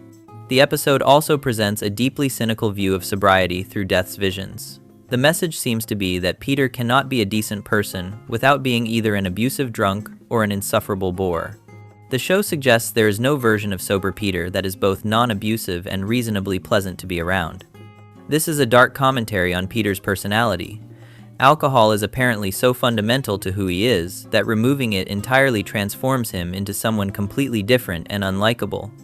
The only solution is continued alcohol consumption at a reduced level, accepting that Peter needs some amount of drinking to maintain his personality while hopefully avoiding the abuse that comes with heavy drinking. Death appearing to teach Peter about moderation through visions of alternative lifestyles is an unusual approach to addiction counseling. Death is using his supernatural powers, and Peter's temporary death as a teaching opportunity, showing Peter possible futures rather than just sending him back to life and hoping he learns on his own. The fact that Death bothers with this educational intervention suggests even supernatural entities recognize Peter's drinking is a problem that needs addressing. But Death's recommendation is not traditional addiction treatment advice. It is a customized solution specifically for Peter that acknowledges Peter apparently cannot function properly without some alcohol. Peter dying in a car crash after leaving the AA meeting he sabotaged is darkly appropriate causality. Peter and Brian spent the meeting encouraging others to drink and then had to flee from police, and Peter's death comes while traveling home from that incident. The episode connects Peter's reckless behavior regarding alcohol, both his own drinking and his sabotage of others' recovery, directly to his mortality. The car crash serves as the ultimate consequence for Peter's refusal to take his drinking problem seriously. The disguising of the AA meeting as a church to fool Joe represents creative deception in service of avoiding consequences. Peter and Brian are quick-thinking enough to transform the space and fool a police officer, but they are using that cleverness to protect themselves from accountability rather than actually addressing their problems. They put effort into escaping consequences that could have been used for actual recovery or behavior change. The episode shows Peter and Brian are capable of planning and execution when motivated, but their motivation is avoiding responsibility rather than getting better. The court-mandated treatment setup acknowledges that Peter and Brian's drinking has reached legally problematic levels.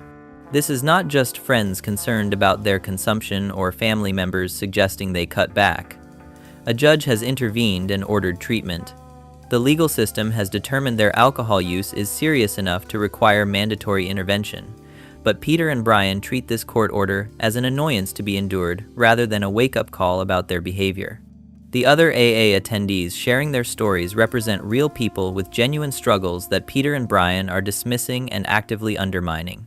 These are not abstract concepts. These are people at the meetings telling stories about how alcoholism destroyed their lives, and Peter and Brian respond by trying to get them drunk again. The show presents these other attendees as obstacles to Peter and Brian's enjoyment rather than as people deserving respect and support in their recovery efforts. Peter's solution of throwing away half his beer demonstrates his fundamental misunderstanding of moderation and self-control. Moderation means learning to stop after a reasonable amount, developing awareness of your consumption, and making conscious choices about when and how much to drink. Peter's approach is mechanical waste. He is not developing any actual moderation skills or self-control. He is just destroying half his beer and drinking whatever remains, which probably means he still drinks to excess but goes through his supply faster. This is Peter applying the most literal possible interpretation to Death's advice, while missing the entire point about responsible drinking and behavioral change. The episode aired in February 2011, during a period when Family Guy was well established and comfortable pushing boundaries on sensitive topics. Alcoholism and addiction recovery are serious subjects that affect millions of people and their families, and the show chose to present a storyline where the main characters sabotage addiction recovery meetings for entertainment. This is Family Guy operating in its most controversial mode, taking serious real-world problems and filtering them through comedy that many viewers might find offensive or inappropriate. The vision of Peter as an abusive drunk is the episode acknowledging that Peter's alcohol consumption has the potential to cause real harm beyond just annoying behavior or poor decisions. The show is suggesting that Peter's drinking could escalate to domestic violence and family abuse if left unchecked. This is a surprisingly dark acknowledgement for a comedy show, admitting that one of its main characters could become a genuine threat to his family under certain circumstances. But the show immediately undercuts this darkness by suggesting the alternative, sober Peter, is just boring rather than better. The episode treating death as a character who can offer life advice and second chances transforms mortality into a teaching opportunity. Death is not just an ending, but a chance for reflection and behavior change. Peter dies, gets cosmic intervention explaining his problems, and returns to life with new understanding. This is Family Guy using supernatural elements to tell a story about addiction and moderation that could not work in a purely realistic setting. Joe being fooled by the church disguise demonstrates that Peter and Brian can successfully deceive authority figures when motivated. Joe is a trained police officer responding to a disturbance call, but Peter and Brian manage to make the situation appear innocent enough that Joe leaves without investigating properly. This shows Peter and Brian's combined cleverness when working together toward a goal, even if that goal is avoiding accountability for terrible behavior. The car crash killing Peter represents consequences, finally catching up after the episode showed Peter avoiding consequences through deception and deflection. He fooled Joe, he avoided immediate legal problems from sabotaging AA meetings. But then the car crash provides unavoidable consequence that even Peter cannot talk or scheme his way out of. Death itself has to intervene to give Peter another chance, emphasizing how serious this consequence was. Friends of Peter G is unhinged because it takes addiction recovery, a serious process that saves lives, and presents it as something to sabotage for fun. It acknowledges Peter has real drinking problems, while suggesting the solution is just drinking slightly less rather than actual behavior change. It has Death appear to teach moderation through visions of abuse and boredom, presenting these as the only two alternatives to Peter's current problematic drinking. It ends with Peter implementing moderation through wasteful beer disposal rather than developing genuine self-control. The episode takes every opportunity to avoid treating alcoholism with appropriate seriousness while still acknowledging it is a real problem, creating a tone that is simultaneously dark and frivolous in ways only Family Guy could achieve. Before we move on, make sure to subscribe if you're enjoying this breakdown. Moving on to The Juice is Loose, Season 7, Episode 9. The Juice is Loose, Season 7, Episode 9. Peter Griffin discovering a 20-year-old raffle ticket that wins him a golf outing with OJ. Simpson then getting his friends to wire him up to extract a murder confession, failing, deciding Simpson is innocent, and bringing him home to live with his family, throwing a party where Simpson gives a heartfelt speech about being imperfect before randomly stabbing 3 people to death and running away, while Peter casually concludes he probably did commit murder after all represents Family Guy at its most absolutely unhinged. This Season 7 episode aired on the 15th of March 2009, written by Andrew Goldberg and directed by Cindy Tang, and somehow decided that the appropriate subject for comedy was one of the most controversial criminal trials in American history. According to an opening title card, this is one of several recently discovered lost episodes found in the Griffin's basement, and it takes place in March 2007. This framing device is the show's way of explaining why they are doing an episode about O.J. Simpson in 2009 that is supposedly set in 2007. The lost episode concept suggests this episode was created years ago but somehow never aired, when in reality it was just made, and the show is using this as a creative excuse for the timing. This also allows Family Guy to distance itself slightly from the content by presenting it as archival material rather than current production. The episode begins with a fiasco involving Stewie attempting to fix the family's satellite TV and getting stuck on the roof while Peter was supposed to be watching him. This establishes Peter's negligence as a parent right from the start. He was given one job, which was supervising his infant son, and he failed so badly that Stewie ended up stranded on the roof.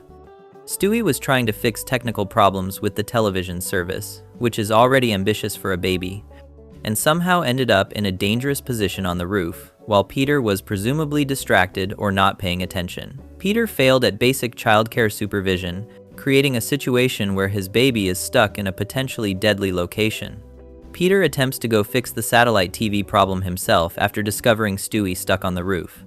Instead of immediately helping Stewie down from the dangerous position or calling for help, Peter decides he will just fix the TV issue that created this problem in the first place.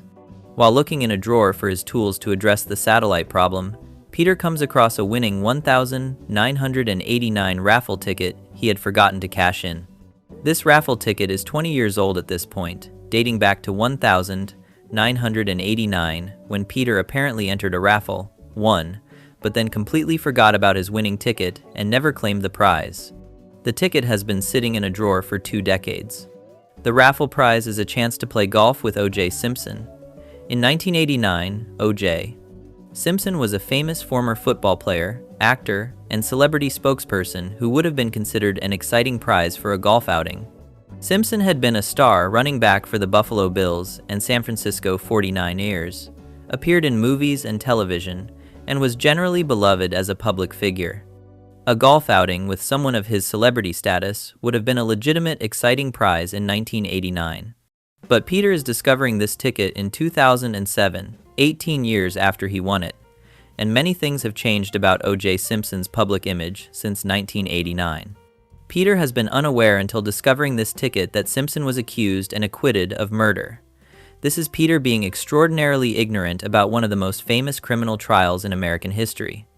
In 1994 and 1995, O.J. Simpson was tried for the murders of Nicole Brown Simpson and Ron Goldman in a case that dominated American media and public attention for over a year.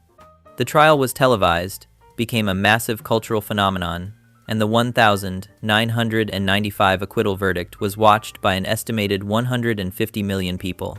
For Peter to be completely unaware of this trial is beyond ordinary ignorance. It suggests Peter somehow missed or forgot about one of the biggest news stories of the 1,990 seconds. Peter grows fearful upon learning about the murder accusations and acquittal. His excitement about the golf outing with a celebrity transforms into fear because he now associates O.J. Simpson with violence and murder rather than football and entertainment. Peter is suddenly facing the prospect of spending time alone on a golf course with someone accused of killing 2 people, which is legitimately scary if you believe the accusations. The raffle prize has transformed from exciting celebrity encounter to potentially dangerous situation based on Peter's new knowledge. Peter's friends suggest he spy on Simpson during the golf game and try to get him to confess to the murder, rather than advising Peter to skip the golf outing entirely or just play golf normally. Peter's friends see this as an opportunity to solve a famous crime. They want Peter to use his golf game as an undercover investigation, attempting to extract a confession from Simpson about murders that occurred over a decade ago. This plan requires Peter to act as an amateur detective while playing golf, somehow getting Simpson to trust him enough to confess to double homicide during casual conversation on a golf course. Peter's friends hook him up to a wire for the golf outing with Simpson. They are equipping Peter with recording equipment, presumably a microphone and transmitter hidden on Peter's body that will capture whatever Simpson says during their time together. This is turning Peter into an informant or undercover operative, attempting to secretly record Simpson in hopes of getting him to say something incriminating. Peter goes to the golf outing wired for sound, ready to try extracting a confession while pretending to just be a fan enjoying a prize from a raffle. During the golf outing, Peter's cover is blown. Somehow, Simpson discovers that Peter is wearing a wire and trying to record him, which suggests either Peter's interrogation technique was too obvious, the wire was visible or detectable, or Simpson has experience recognizing when people are trying to secretly record him. Once Simpson realizes what Peter is doing, the entire plan falls apart. Instead of a normal golf game or successful undercover investigation, Peter has now revealed himself as someone who is trying to trick Simpson into confessing murder. Simpson, upon discovering the wire and realizing Peter was trying to extract a confession, laments having lost a chance of escaping accusation. This is Simpson, expressing regret or disappointment that his attempt to move past the trial and live normally has been undermined by Peter's deception. Simpson apparently viewed this golf outing as an opportunity to just be a person playing golf rather than being defined by murder accusations, and Peter's wire-wearing betrayal has destroyed that possibility. Simpson is sad or frustrated that even this random raffle winner from 1,989 is treating him as a murder suspect rather than a celebrity golf partner. Peter, feeling guilty about his deceptive behavior and Simpson's reaction to being secretly recorded, makes an abrupt decision. He decides that Simpson is innocent and befriends him. Peter's guilt over the failed wire operation leads him to completely reverse his position, from being fearful of Simpson and trying to extract murder confessions to deciding Simpson is innocent and becoming his friend. This is Peter going from one extreme position to the opposite extreme, based on feeling bad about how his undercover operation went wrong. Peter apparently cannot maintain a nuanced position of uncertainty or skepticism. He moves from assuming Simpson is guilty and dangerous to assuming Simpson is innocent and worthy of friendship. Peter brings Simpson home with him to meet his family. This is Peter inviting someone accused of double homicide to live with his wife and children, which shows Peter's judgment about risk and safety is completely compromised. Whether Simpson is actually guilty or innocent, bringing someone associated with murder accusations into your home with your family is a decision that requires serious consideration and discussion with your spouse. Peter apparently just brings Simpson home without asking Lois or considering whether this is appropriate. The Griffin family is initially less tolerant of Simpson than Peter is, which makes sense because Peter has gone through his guilt-driven reversal and decided Simpson is innocent, while the family has not had that experience. The family presumably still views Simpson with suspicion or fear based on his public reputation, while Peter is now acting as Simpson's defender and friend. But despite this initial tension, the family and Simpson manage to live under one roof without any major conflicts. Simpson integrates into the Griffin household, coexisting with Peter, Lois, Meg, Chris, Stewie, and Brian without the catastrophic incidents you might expect from this absurd living situation. Word soon gets out about Simpson's presence in Quahog. The fact that O.J. Simpson is living in town with the Griffin family becomes public knowledge, spreading through the community. This is major news. A celebrity associated with one of America's most famous murder trials is residing in this small Rhode Island town. The residents of Quahog presumably have strong opinions about O.J. Simpson, based on the trial and its aftermath, and learning he is living among them creates public reaction. Peter, seeing that word has spread about Simpson being in Quahog, decides to throw a house party to help everyone else get to know Simpson better. This is Peter's attempt at community relations and reputation management. He believes that if other Quahog residents can meet Simpson personally and spend time with him like Peter did, they will reach the same conclusion Peter reached, that Simpson is innocent and worthy of friendship. Peter is trying to rehabilitate Simpson's image in Quahog through social engineering, using his home as a venue for introducing Simpson to the community in a positive context. But instead of the friendly get-to-know-you party Peter was planning, the residents of Quahog show up as an angry mob intent on driving Simpson out of town. Rather than accepting Peter's invitation to come meet Simpson socially, the townspeople arrive with hostility and aggression, demanding that Simpson leave Quahog. This is mob mentality taking over, with a large group of people collectively deciding that Simpson should not be allowed to live in their community regardless of his legal acquittal. The party has transformed into a confrontation between Simpson and an angry crowd. Simpson, confronted by this angry mob, makes a heartfelt speech saying that he is just as imperfect as everyone else. This is Simpson attempting to diffuse the situation through emotional appeal and relating to the crowd on human terms. He is acknowledging his flaws and imperfections, suggesting that he should not be judged more harshly than anyone else because everyone has failures and makes mistakes. Simpson is trying to create empathy and common ground with the mob, asking them to see him as a flawed human being rather than as a monster. The speech is apparently effective at humanizing Simpson to the crowd. The residents of Quahog, moved by Simpson's heartfelt speech about being imperfect like everyone else, apologize to him. The angry mob transforms into an apologetic crowd, recognizing that they were wrong to arrive with hostility and that Simpson deserves to be treated fairly. Peter's community relations plan appears to have worked. The townspeople have met Simpson, heard him speak honestly about his imperfections, and changed their opinion. The crisis is seemingly resolved, with Quahog residents accepting Simpson's presence in their town. Then, for no apparent reason, according to the episode's description, Simpson takes out a knife and kills 3 people. After successfully diffusing the mob situation with his heartfelt speech and receiving apologies from the crowd, Simpson suddenly and without clear motivation produces a knife and murders 3 Quahog residents.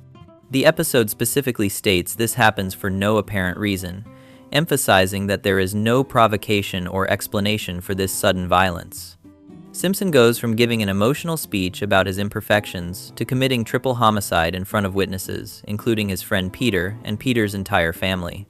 Simpson murders these 3 people and then runs off, with the mob giving chase. After stabbing 3 residents to death, Simpson flees the scene, and the crowd that had just apologized to him now pursues him as a fugitive murderer. The mob's initial instinct to drive Simpson out of town has been vindicated in the worst possible way. They were right to be concerned about Simpson being dangerous, but they were persuaded to let down their guard by his speech, and immediately 3 people died.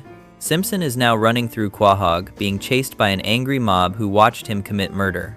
As the Griffins watch Simpson flee from the pursuing mob, Peter indifferently declares, "I guess he did do it."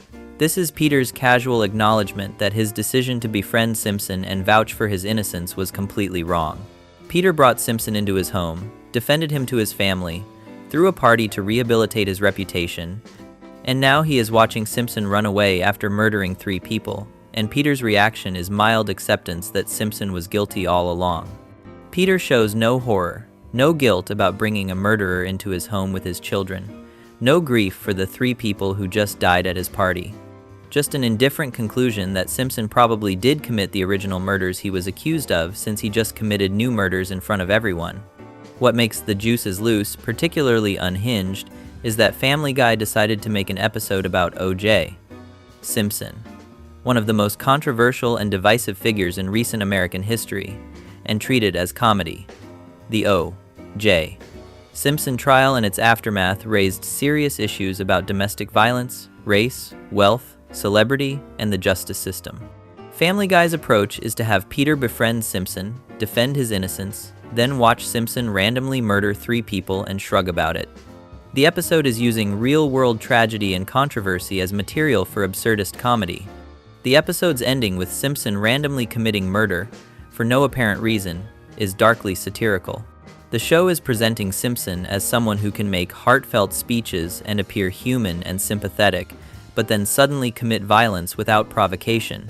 This could be read as commentary on how abusers or violent people can be charming and convincing in public while being dangerous, or it could just be Family Guy being deliberately provocative by showing Simpson commit on-screen murder after his real-life acquittal. Peter's complete reversal from fear to friendship based on feeling guilty about The Wire is characteristic of his extreme emotional swings and poor judgment. Peter cannot just acknowledge that he made a mistake by trying to extract a confession or maintain uncertainty about Simpson's guilt or innocence. He has to swing completely to defending Simpson and bringing him home, which creates the situation where 3 people die at Peter's party.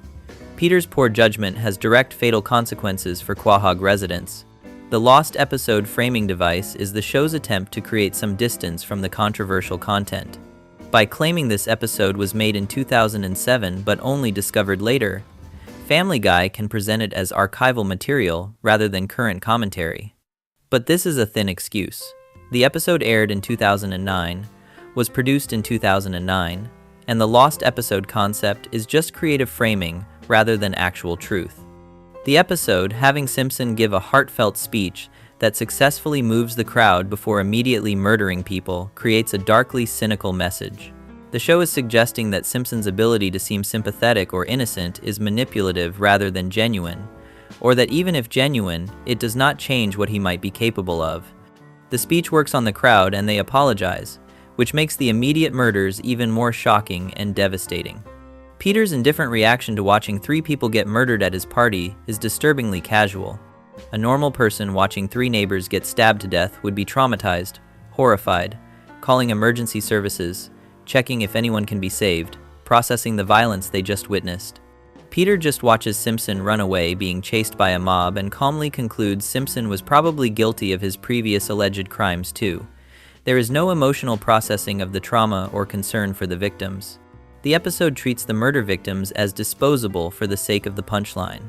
3 Quahog residents die, so the show can have Simpson commit on-screen murder and Peter can say, "I guess he did do it." Those 3 people have no names, no backstory, no grieving families shown. They exist purely to die for the joke about Simpson being guilty after all. This is Family Guy treating human death as expendable comedy material. The angry mob initially being wrong to show up with hostility, but ultimately being right to be concerned, creates an uncomfortable moral situation. The townspeople were behaving badly by forming an angry mob and trying to drive Simpson out without giving him a chance, but their instinct that Simpson was dangerous turned out to be correct. The episode accidentally validates mob justice by showing that the mob's initial hostile reaction was justified even though their methods were wrong. Peter throwing a party to rehabilitate Simpson's reputation demonstrates Peter's consistent pattern of committing fully to terrible ideas. Peter does not just befriend Simpson or quietly defend him. He hosts a community event designed to change public opinion about someone accused of murder.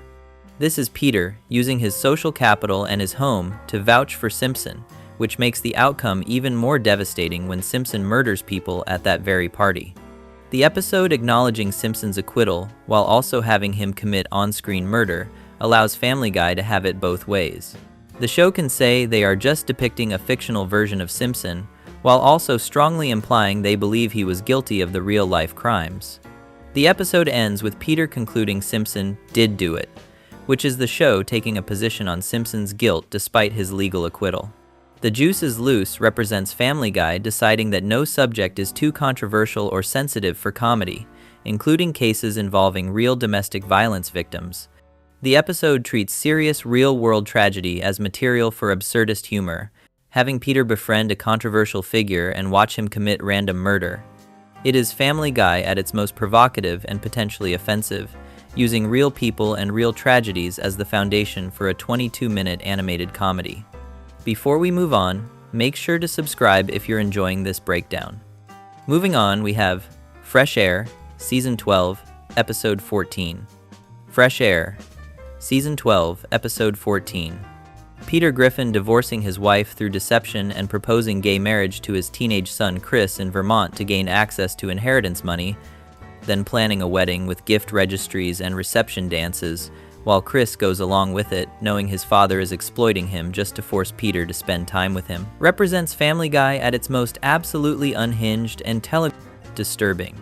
This Season 12 episode aired on the 23rd of March 2014, written by Steve Callahan and directed by Mike Kim, and somehow decided that appropriate comedy material includes a father grooming and attempting to marry his own child for financial gain.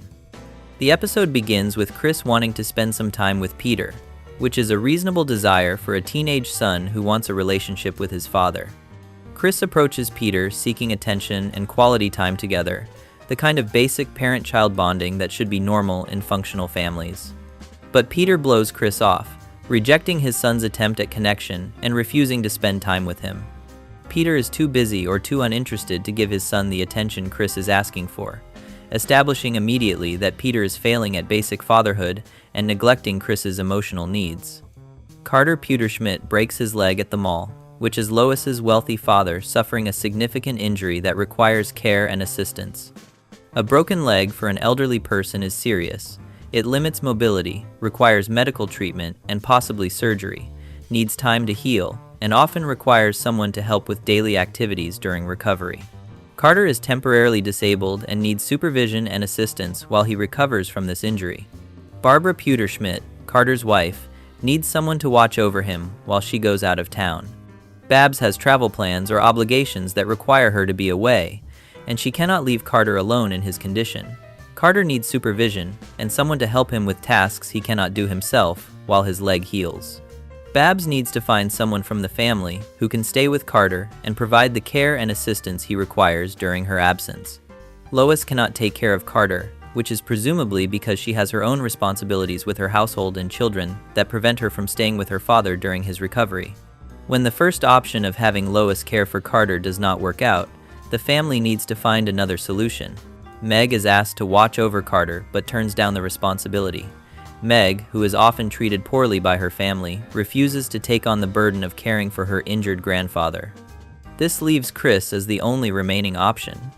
Chris gets stuck with the job of taking care of Carter during his recovery. Chris is not volunteering enthusiastically. He is the last option after everyone else either cannot or will not do it, so the responsibility falls to him by default. Chris ends up spending time with his wealthy grandfather, providing care and assistance and keeping Carter company during his leg injury recovery. This forced proximity creates an unexpected outcome. Chris and Carter hit it off during the time they spend together. Despite the age difference and the circumstances that brought them together, Chris and Carter develop a genuine connection and enjoy each other's company. Carter appreciates Chris's presence and personality, finding qualities in his grandson that he values. the relationship between them grows beyond just caretaker and patient into actual friendship or bonding. Carter becomes fond of Chris in ways he apparently has not been fond of other family members. Carter makes Chris the sole heir to the Pewterschmidt family fortune. This is an enormous decision with massive financial implications. Carter is extremely wealthy, and his fortune represents generational wealth that would normally pass to his daughter Lois or be distributed among multiple family members. By making Chris the sole heir, Carter is cutting out everyone else and designating his teenage grandson as the person who will inherit everything when Carter dies. This is billions, or at least hundreds of millions of dollars being promised to Chris. Chris is reluctant to accept the money when Carter tells him about this inheritance decision. Instead of being excited or greedy about suddenly being designated heir to massive wealth, Chris expresses hesitation or discomfort with the idea. This reluctance is genuine. Chris is not playing hard to get or strategically refusing to appear humble. He actually is uncomfortable with the idea of inheriting all of Carter's money, which makes him even better in Carter's eyes. Carter interprets Chris's reluctance as evidence that Chris is not a gold digger or fortune hunter, that Chris values their relationship more than money, which makes Carter even more convinced that Chris deserves the inheritance. Peter becomes upset when he learns that Carter wants to leave the money to Chris. Peter is not happy for his son or pleased that Chris has bonded with his grandfather.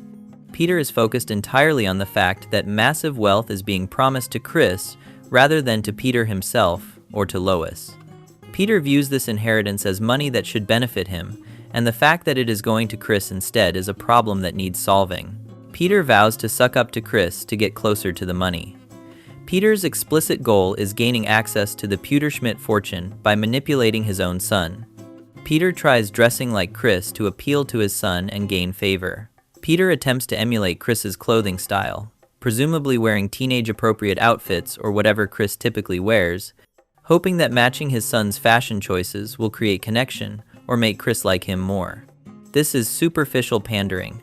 Peter is not actually trying to understand Chris or bond with him genuinely, just adopting external markers of teenage culture to manipulate Chris's feelings toward him.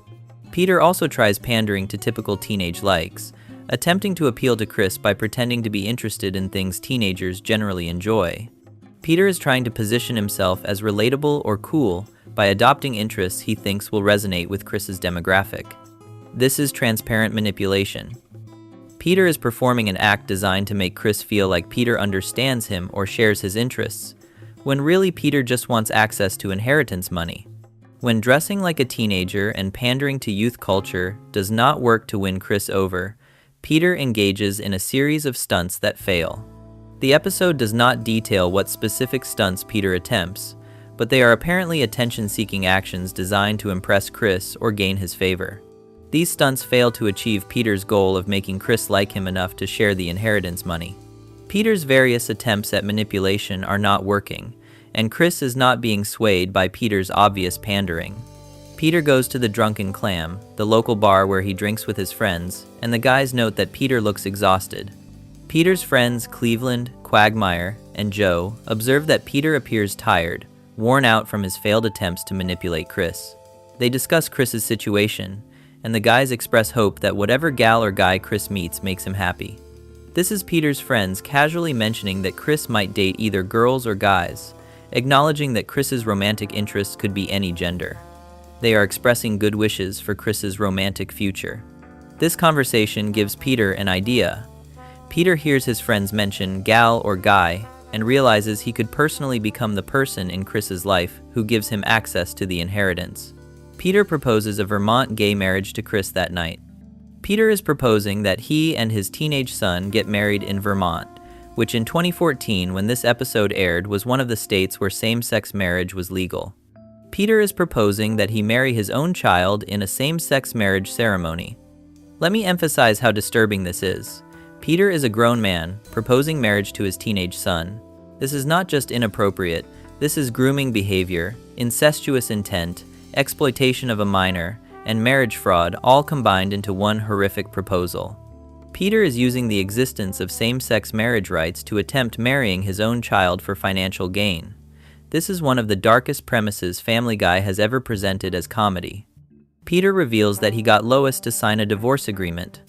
Peter has already taken steps to end his marriage to Lois, obtaining her signature on divorce paperwork, presumably through deception or without fully explaining what she was signing. Peter has dissolved his marriage to Chris's mother in preparation for marrying Chris himself. The legal and emotional implications of this are staggering. Peter is ending his decades-long marriage and destroying his family structure to pursue his plan of marrying his son for money. Chris decides to pursue the wedding in order to force Peter to spend time with him. This is where the episode reveals Chris's motivation and adds another layer of darkness to the situation. Chris recognizes that Peter's marriage proposal is motivated by greed, but Chris decides to go along with it anyway because it is the only way Chris can get his father to spend time with him. Chris is so starved for paternal attention after Peter blew him off at the beginning of the episode that Chris is willing to participate in a fake incestuous marriage just to force Peter to interact with him. This is Chris exploiting his father's greed to manipulate Peter into providing the father-son time Chris wanted all along. Peter and Chris drive up to Vermont to get married. They are traveling to Vermont specifically because it is one of the states where same-sex marriage is legal and they can legally perform this ceremony. Peter and Chris are road tripping together as father and son, preparing to become spouses, which is beyond surreal and disturbing. The drive represents time they are spending together, which is what Chris wanted, but the context is Peter preparing to marry his own child. During the drive, Chris notes all of the preparations they have to make, such as the gift registry and reception dance. Chris is treating this like a real wedding with all the traditional elements. A gift registry is where couples list items they want as wedding presents, so guests know what to buy them. A reception dance is the celebratory party after the ceremony where the married couple dances together. Chris is discussing these wedding planning details as if this is a normal marriage, rather than a father preparing to marry his son for inheritance access. On the wedding day, Peter and Chris are actually going through with a marriage ceremony. They have traveled to Vermont, completed whatever legal requirements or waiting periods existed, and are now at a venue with an officiant prepared to legally marry them. Peter is moments away from becoming legally married to his own teenage son. Whatever legal loopholes or lack of safeguards existed in Vermont's marriage system are apparently allowing this to proceed, or the show is not concerned with realistic depiction of what legal barriers would prevent this. Lois interrupts the ceremony to tell Peter he is doing wrong. Lois arrives at the wedding venue and stops the ceremony before it can be completed, confronting Peter about what he is doing. Lois is pointing out that Peter marrying their son is wrong, morally, ethically, legally, and in every other conceivable way. She is trying to prevent this marriage from being finalized, attempting to be the voice of reason that stops Peter from completing this disturbing plan. Chris stops Lois from continuing her objection. Instead of agreeing with his mother or accepting her help in escaping this situation, Chris interrupts Lois to defend what is happening. Chris tells Lois about having fun spending time with his dad during all the wedding preparation and planning. Chris explains that the wedding planning process forced Peter to spend time with him, to talk to him about gift registries and reception dances and all the other wedding details. Chris has been enjoying this time with his father, even though the context is Peter planning to marry him for money. Chris reveals that he knew all along it was for the money. Chris tells everyone present that he was never deceived about Peter's motivations. Chris understood from the beginning that Peter proposed marriage purely to gain access to the inheritance Carter promised Chris. Chris has been aware the entire time that Peter's sudden interest in him was motivated by greed rather than genuine paternal love. But Chris went along with it anyway because it was the only way to get his father to spend time with him. This revelation makes the situation even more tragic. Chris is so desperate for his father's attention and time that he was willing to participate in a fake incestuous marriage ceremony, knowing his father was exploiting him for money, just to force Peter to interact with him. Chris has been manipulating Peter's greed to get the father-son time Peter refused to give voluntarily at the episode's beginning.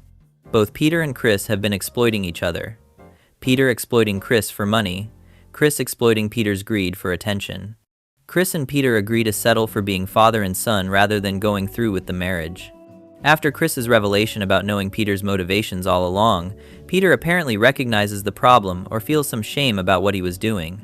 They mutually decide that instead of getting married for access to inheritance money, they will just maintain their actual biological relationship as father and son. This is presented as a resolution where they both decide to be family members instead of spouses. They return home after canceling the wedding, and presumably ending Peter's divorce from Lois. The episode concludes with Peter and Chris going back to Quahog and resuming their normal lives, with Peter still married to Lois and Chris still his son rather than his husband. The inheritance situation with Carter is left ambiguous. The episode does not clarify whether Chris remains Carter's heir or whether Carter changed his mind. The focus is on Peter and Chris's relationship supposedly being repaired. What makes Fresh Air particularly unhinged is that Family Guy created an entire episode around a father attempting to marry his teenage son. This is not subtext or implication. Peter explicitly proposes marriage to Chris, divorces Lois to make it possible, travels to Vermont for a same-sex marriage ceremony, and plans gift registries and reception dances. The show presents incestuous marriage between father and son as comedy material, treating it as an absurd scheme rather than the deeply disturbing exploitation and potential crime it represents. The episode also reveals how broken the Griffin family dynamics are. Chris is so starved for parental attention that he will participate in a fake marriage to force his father to spend time with him. Peter is so greedy and short-sighted that he will divorce his wife and marry his own child for money access. Lois apparently signs divorce papers without fully understanding what she is agreeing to. The entire family structure is dysfunctional enough that this plan almost succeeds. The episode uses same-sex marriage rights as a plot device for an incestuous marriage scheme, which is deeply problematic. Real same-sex marriage rights were hard-won civil rights victories that allowed LGBTQ people to marry their partners. Family Guy uses those rights as a loophole for Peter to marry his son, which associates same-sex marriage with exploitative and inappropriate relationships. This is offensive both to LGBTQ people, whose real marriages are being trivialized, and to survivors of child exploitation, who see grooming behavior presented as comedy. Peter's grooming behavior throughout the episode is textbook manipulation. He tries to dress like Chris, panders to teenage interests, performs stunts for attention, and ultimately proposes a romantic relationship to gain access to money. These are tactics that actual predators use to manipulate minors, and Family Guy presents them as Peter's bumbling attempts at scheme rather than recognizing how disturbing this behavior is. Chris knowing Peter's motivations but going along anyway because it is his only path to paternal attention is heartbreaking under the comedy. Chris has been so neglected by Peter that he will accept exploitative attention over no attention. He would rather participate in a fake marriage where he knows he is being used than return to being ignored by his father. This is Chris accepting conditional attention based on his inheritance value because unconditional parental love is not available. The episode aired in March 2014, during season 12 when Family Guy was well established and comfortable pushing boundaries. But even by Family Guy standards, having a father propose marriage to his teenage son is extreme. This goes beyond typical Family Guy offensive humor into genuinely disturbing territory that makes many of the show's other controversial episodes seem mild by comparison. The resolution where they agree to settle for being father and son is presented as heartwarming but is actually hollow. Peter only spent time with Chris because he wanted money. Chris only got attention by leveraging his inheritance as bait. Their relationship has not actually improved. They have just acknowledged that marriage is too far, and they should maintain their biological roles. But the underlying problems of Peter neglecting Chris, and Chris being desperate for attention, remain unresolved. The gift registry and reception dance discussions add absurdist details that make the premise even more surreal. Peter and Chris are not just planning a quick legal paperwork marriage. They are planning a full traditional wedding with all the ceremonial elements. This suggests they were going to have guests witness father and son getting married, receive presents congratulating them on their marriage, and dance together as newlyweds at a reception. The commitment to fully executing a traditional wedding ceremony makes this even more disturbing. Lois signing divorce papers without apparently understanding what she was agreeing to raises questions about Peter's deception. Either Peter lied to Lois about what the papers were, or she signed without reading, or Peter forged her signature. Any of these scenarios involves Peter betraying his wife and dissolving their marriage through deception, which is both cruel to Lois and potentially illegal depending on how he obtained her signature. Carter, making Chris his sole heir, cutting out Lois, creates the situation that motivates everything else. If Carter had just left his money to Lois, as would be traditional, or split it among multiple family members, Peter would not have had motivation to marry Chris. But Carter's decision to make his teenage grandson sole beneficiary of the entire fortune created the circumstance where that fortune became something Peter could access through marriage to Chris. The episode treating child exploitation and incestuous marriage as comedy rather than horror shows how far Family Guy is willing to go for shock value. Most shows would recognize that a father proposing marriage to his teenage son crosses lines that should not be crossed even in offensive comedy. Family Guy not only crosses that line, but builds an entire episode around the premise, treating it as an absurd scheme rather than recognizing the real-world harm that similar situations cause.